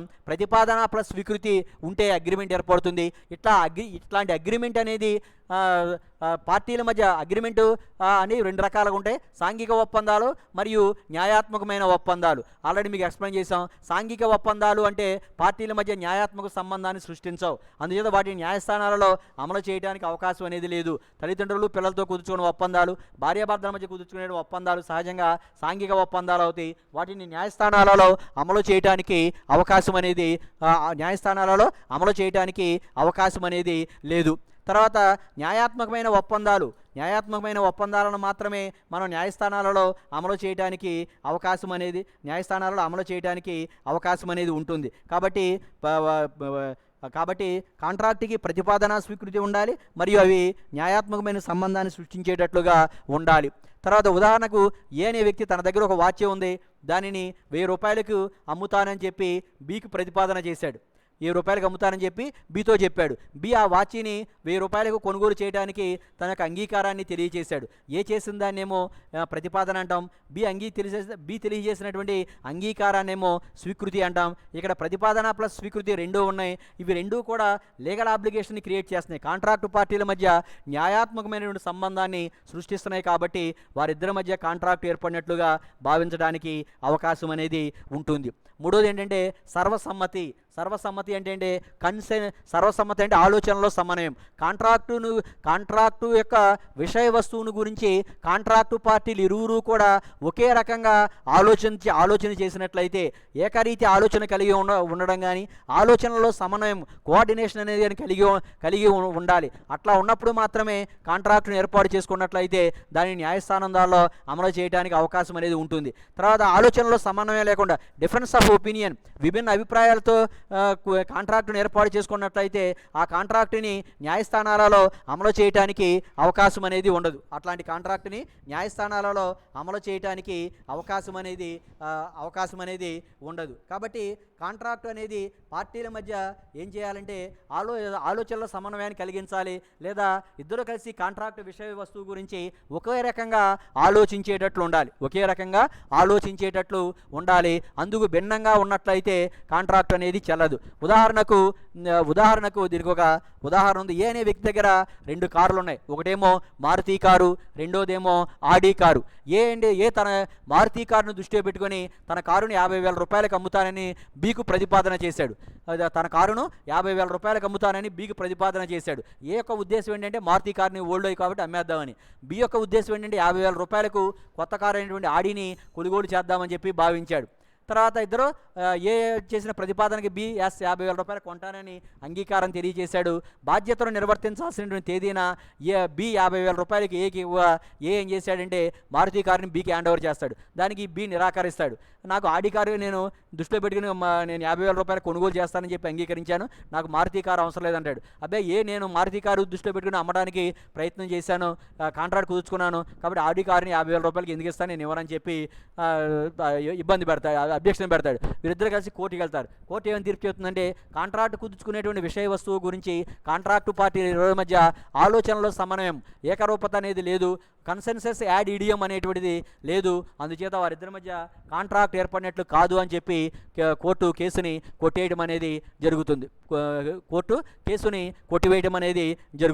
ఇంకోటి ఏంటంటే న్యాయాత్మకమైనటువంటి సంబంధం. ఒప్పందం అనేది పార్టీల మధ్య ఎట్లా ఉంటుందంటే న్యాయాత్మకమైన సంబంధాన్ని ఏర్పాటు చేసేటట్లు ఉండాలి. సాంఘిక సంబంధాన్ని ఏర్పాటు చేసేటువంటి అగ్రిమెంట్లు న్యాయాత్మకమైన సంబంధాన్ని సృష్టించవు. అందుచేత అవి కాంట్రాక్టులు కావు. ఈ విషయాన్ని మనం ఆల్రెడీ చెప్పుకున్నాం. బ్యాల్ఫర్ అనేటువంటి కేసులో చెప్పుకున్నాం. మన ఈ విషయాన్ని బ్యాల్ఫర్ అనేటువంటి కేసులో మనం చెప్పుకోవడం జరిగింది. ఇందులో మిస్టర్ బ్యాల్ఫర్ అనే అతను ఇంగ్లాండ్ దేశానికి చెందినటువంటి సైనికుడు. అతడు ఇంగ్లాండ్ ప్రభుత్వం ఏం చేస్తుందంటే శ్రీలంకలో సైనికుడిగా అపాయింట్ చేస్తుంది. అతడు మిస్టర్ బ్యాల్ఫర్, మిస్టర్ బ్యాల్ఫర్ యొక్క భార్య, వీరిద్దరూ కలిసి డ్యూటీ నిమిత్తం శ్రీలంకకు వస్తారు. సెలవులు ఇచ్చిన తర్వాత ఇద్దరు కలిసి తమ స్వదేశమైన ఇంగ్లాండ్కి వెళ్తారు. ఇంగ్లాండ్ వెళ్ళి సెలవులు ఎంజాయ్ చేసిన తర్వాత తిరిగి వారి యొక్క డ్యూటీలో జాయిన్ అవ్వడానికి శ్రీలంకకి వచ్చే ముందు అతని యొక్క భార్యకి మిస్సెస్ బ్యాల్ఫర్కి అనారోగ్యానికి గురవుతుంది. అందుకని ఆమెను హాస్పిటల్లో చేర్పించి కొన్ని రోజుల పాటు ఆమెతోనే హాస్పిటల్లో ఉండి ఆ తర్వాత డ్యూటీకి రిపోర్ట్ చేయాల్సిన టైం వస్తుంది. కాబట్టి అతడు భార్యతో ఏం చెప్తాడంటే, నువ్వు ప్రతి నెల ఇక్కడే ఉండు, ఆరోగ్యం తగ్గిపోయేంత వరకు కూడా నీకు ప్రతి నెల 30 పౌండ్లు నేను పంపుతాను, వాటితో నువ్వు ఆరోగ్యాన్ని జాగ్రత్తగా చూసుకుని తగ్గిన తర్వాత నేను నిన్ను తీసుకెళ్తానని చెప్పి అతడు వచ్చి శ్రీలంకలో డ్యూటీకి జాయిన్ అయిపోతాడు. డ్యూటీకి జాయిన్ అయిన తర్వాత ప్రతి నెల పంపిస్తానన్న 30 పౌండ్లు పంపించడం మర్చిపోయిన తర్వాత అప్పుడు ఏం చేస్తాడంటే అతని భార్య అతని మీద కోర్టులో మిస్టర్ బ్యాల్ఫర్ మీద కోర్టులో కేసు వేయడం అనేది జరుగుతుంది. కోర్టు భార్యాభర్తల మధ్య జరిగేటువంటి ఒప్పందాలు, సాంఘిక ఒప్పందాలు అవి న్యాయాత్మకమైన సంబంధాన్ని సృష్టించవు. కాబట్టి 30 పౌండ్లు చెల్లించమని చెప్పి మిస్టర్ బ్యాల్ఫర్ని కోర్టు ఆదేశించలేదు అని చెప్పి తీర్పు ఇవ్వడం అనేది జరుగుతుంది. తర్వాత ఇంకోటి ఏంటంటే న్యాయాత్మకమైనటువంటి ప్రతిఫలం ఉండాలి. కాంట్రాక్టు ఒప్పందం ఉండడం మీద కాంట్రాక్టు ఏర్పడడం మాత్రమే కాకుండా ఆ కాంట్రాక్ట్కి న్యాయాత్మకమైనటువంటి ప్రతిఫలం కూడా ఉండి తీరాలి. న్యాయాత్మకమైనటువంటి ప్రతిఫలం కూడా ఉండాలి. ప్రతిఫలాన్ని లాటిన్ భాషలో ఏమని పిలుస్తారంటే క్విడ్ ప్రోకో అని అంటారు. ప్రతిఫలం అనగా చేసిన పనికి ప్రతిగా పొందేది, బదులుగా పొందేది. ఇది నగదు రూపంలో ఉండొచ్చు, లేదా వస్తు రూపంలో కూడా ఉండొచ్చు. నగదు రూపంలో ఉండొచ్చు, లేదా వస్తు రూపంలో కూడా ఉండొచ్చు. క్రమబద్ధమైన కాంట్రాక్టుకు ప్రతిఫలం తప్పనిసరిగా ఉండాలి. ప్రతిఫలం లేనటువంటి కాంట్రాక్టులు న్యాయస్థానాలలో అమలు చేయడానికి అవకాశం అనేది లేదు. ప్రతిఫలం లేనటువంటి కాంట్రాక్టులు దానంతో సమానం. ప్రతిఫల సహితమైన కాంట్రాక్టులు బేరంతో సమానం. రోమన్ న్యాయశాస్త్రం ప్రకారం ప్రతిఫలం లేనటువంటి కాంట్రాక్టులని దిగంబర కాంట్రాక్టులు అంటారు. కాబట్టి కాంట్రాక్ట్కి తప్పనిసరిగా ఉండాలంటే ప్రతిఫలం అనేది ఉండి తీరాలి. ప్రతిఫలం లేకపోతే కాంట్రాక్ట్ అనేది కాంట్రాక్టు కాదు. దీనికి కొన్ని మినహాయింపులైన ఉన్నాయి. లేటర్ ఆ ప్రతిఫలం డిస్కస్ చేసేటప్పుడు మనం వాటిని గురించి చర్చించడం జరుగుతుంది. ఉదాహరణగా ఏ అనేవాడు ఏం చేశాడంటే తన సైకిల్ని ఉచితంగా వాడుకోమని చెప్పి బీకి ఇచ్చాడు. కొంతకాలం తర్వాత అద్దె చెల్లించమని కోరగా బి చెల్లించడానికి నిరాకరిస్తాడు. ఏం చేస్తాడంటే బి మీద కోర్టుకి వెళ్తాడు. కోర్టు ఏమని తీర్పు చెబుతుందంటే ముందు ఉచితంగా వాడుకోమని ప్రతిఫలం లేకుండా వాడుకోమని ఇచ్చావు, తర్వాత ప్రతిఫలం కోరడం అనేది చెల్లదు, కాబట్టి బి ప్రతిఫలాన్ని చెల్లించాల్సినటువంటి అవసరం లేదని చెప్పి తీర్పు ఇవ్వడం అనేది జరిగింది. ఇక నెక్స్ట్ ఇంకోటి ఏంటంటే ఎక్స్ అనే వ్యక్తి వై అనే వ్యక్తితో ఒక ప్రతిపాదన చేస్తాడు. నీవు జడ్ని చంపినట్లయితే నీకు 10,000 రూపాయలు ఇస్తాను అని చెప్పి అని ఒప్పందం కుదుర్చుకుంటాడు. ఇందులో ప్రతిఫలం ఉన్నప్పటికీ అది ప్రతిఫలం న్యాయ విరుద్ధమైనది. ఒక వ్యక్తి మరొక వ్యక్తిని చంపడం అనేది ఇండియన్ పీనల్ కోడ్ ప్రకారం నిషిద్ధం. అట్లాంటి చర్యలు చేపట్టినట్లయితే చట్టం అతని మీద హత్య నేరాన్ని మోపి జైలు శిక్ష అని విధించేటువంటి అవకాశం అనేది ఉంటుంది. కాబట్టి ప్రతిఫలం ఉండటం మాత్రమే కాకుండా ప్రతిఫలం అనేది న్యాయాత్మకమైనటువంటి ప్రతిఫలం ఉండాలి. అట్లాగే ఒక వ్యక్తి తన ఇంటిని ఒక బ్రోతల్ హౌస్కి అద్దెకిచ్చాడు అనుకోండి, అది కూడా బ్రోతల్ హౌస్ నుంచి అద్దెను వసూలు చేసుకోవడం కూడా చల్లదు. అంటే బ్రోతల వ్యభిచారాన్ని కూడా భారతదేశంలో చట్టం నిషేధించింది. అట్లాంటి కార్యకలాపాలు ఏమైనా చేసినట్లయితే చట్ట ప్రకారం చర్యలు తీసుకునేటువంటి అవకాశం అనేది ఏర్పడుతుంది. ప్రతిఫలం ఉండాలి, అది న్యాయ విరుద్ధం కాకూడదు, న్యాయబద్ధమైనటువంటి ప్రతిఫలమై ఉండాలి. అప్పుడు మాత్రమే దానిని మనం వసూలు చేసుకునేటువంటి హక్కు అనేది ఉంటుంది. అప్పుడు మాత్రమే ఆ ప్రతిఫలాన్ని మనం వసూలు చేసుకునేటువంటి హక్కు అనేది ఉంటుంది. ఆ ప్రతిఫలాన్ని మనం వసూలు చేసుకోగలుగుతాం. తర్వాత ఇంకోటి ఏంటంటే పార్టీల యొక్క అర్హత. అగ్రిమెంటులో పాల్గొనేటువంటి పార్టీలు అగ్రిమెంటులో పాల్గొనేటువంటి న్యాయశాస్త్ర రీత్యా అర్హులై ఉండాలి. అర్హత లేని పార్టీలు కుదుర్చుకున్న ఒప్పందాలను న్యాయశాస్త్ర రీత్యా అమలు చేయడం అనేది సాధ్యం కాదు. భారత కాంట్రాక్టుల చట్టం 1872 సెక్షన్ 11 ప్రకారం ఈ క్రింది వ్యక్తులు కాంట్రాక్టుల్లో ప్రవేశించేటువంటి అర్హత ఉంటుంది. మెజారిటీ వయసు కలిగిన వ్యక్తి, వివేక చిత్తం కలిగిన వ్యక్తి, న్యాయశాస్త్రం నిషేధించని వ్యక్తులు ఎవరైతే ఉంటారో వారు మాత్రమే కాంట్రాక్టులలో ప్రవేశించేటువంటి అర్హత కలిగి ఉంటారు అని చెప్పి భారత కాంట్రాక్టుల చట్టం 1872 సెక్షన్ 11 తెలియజేయడం అనేది జరిగింది. అది కాంట్రాక్ట్ అంటే ఏంటి, కాంట్రాక్ట్ యొక్క ఆవశ్యకాలు, ఎసెన్షియల్స్ ఆఫ్ కాంట్రాక్ట్ అనే దాని గురించి మనం ఈరోజు డిస్కస్ చేయడం జరిగింది. టుమారో వేరొక కాన్సెప్ట్తో మరలా మనం క్లాస్లో డిస్కస్ చేద్దాం. Thank you very much.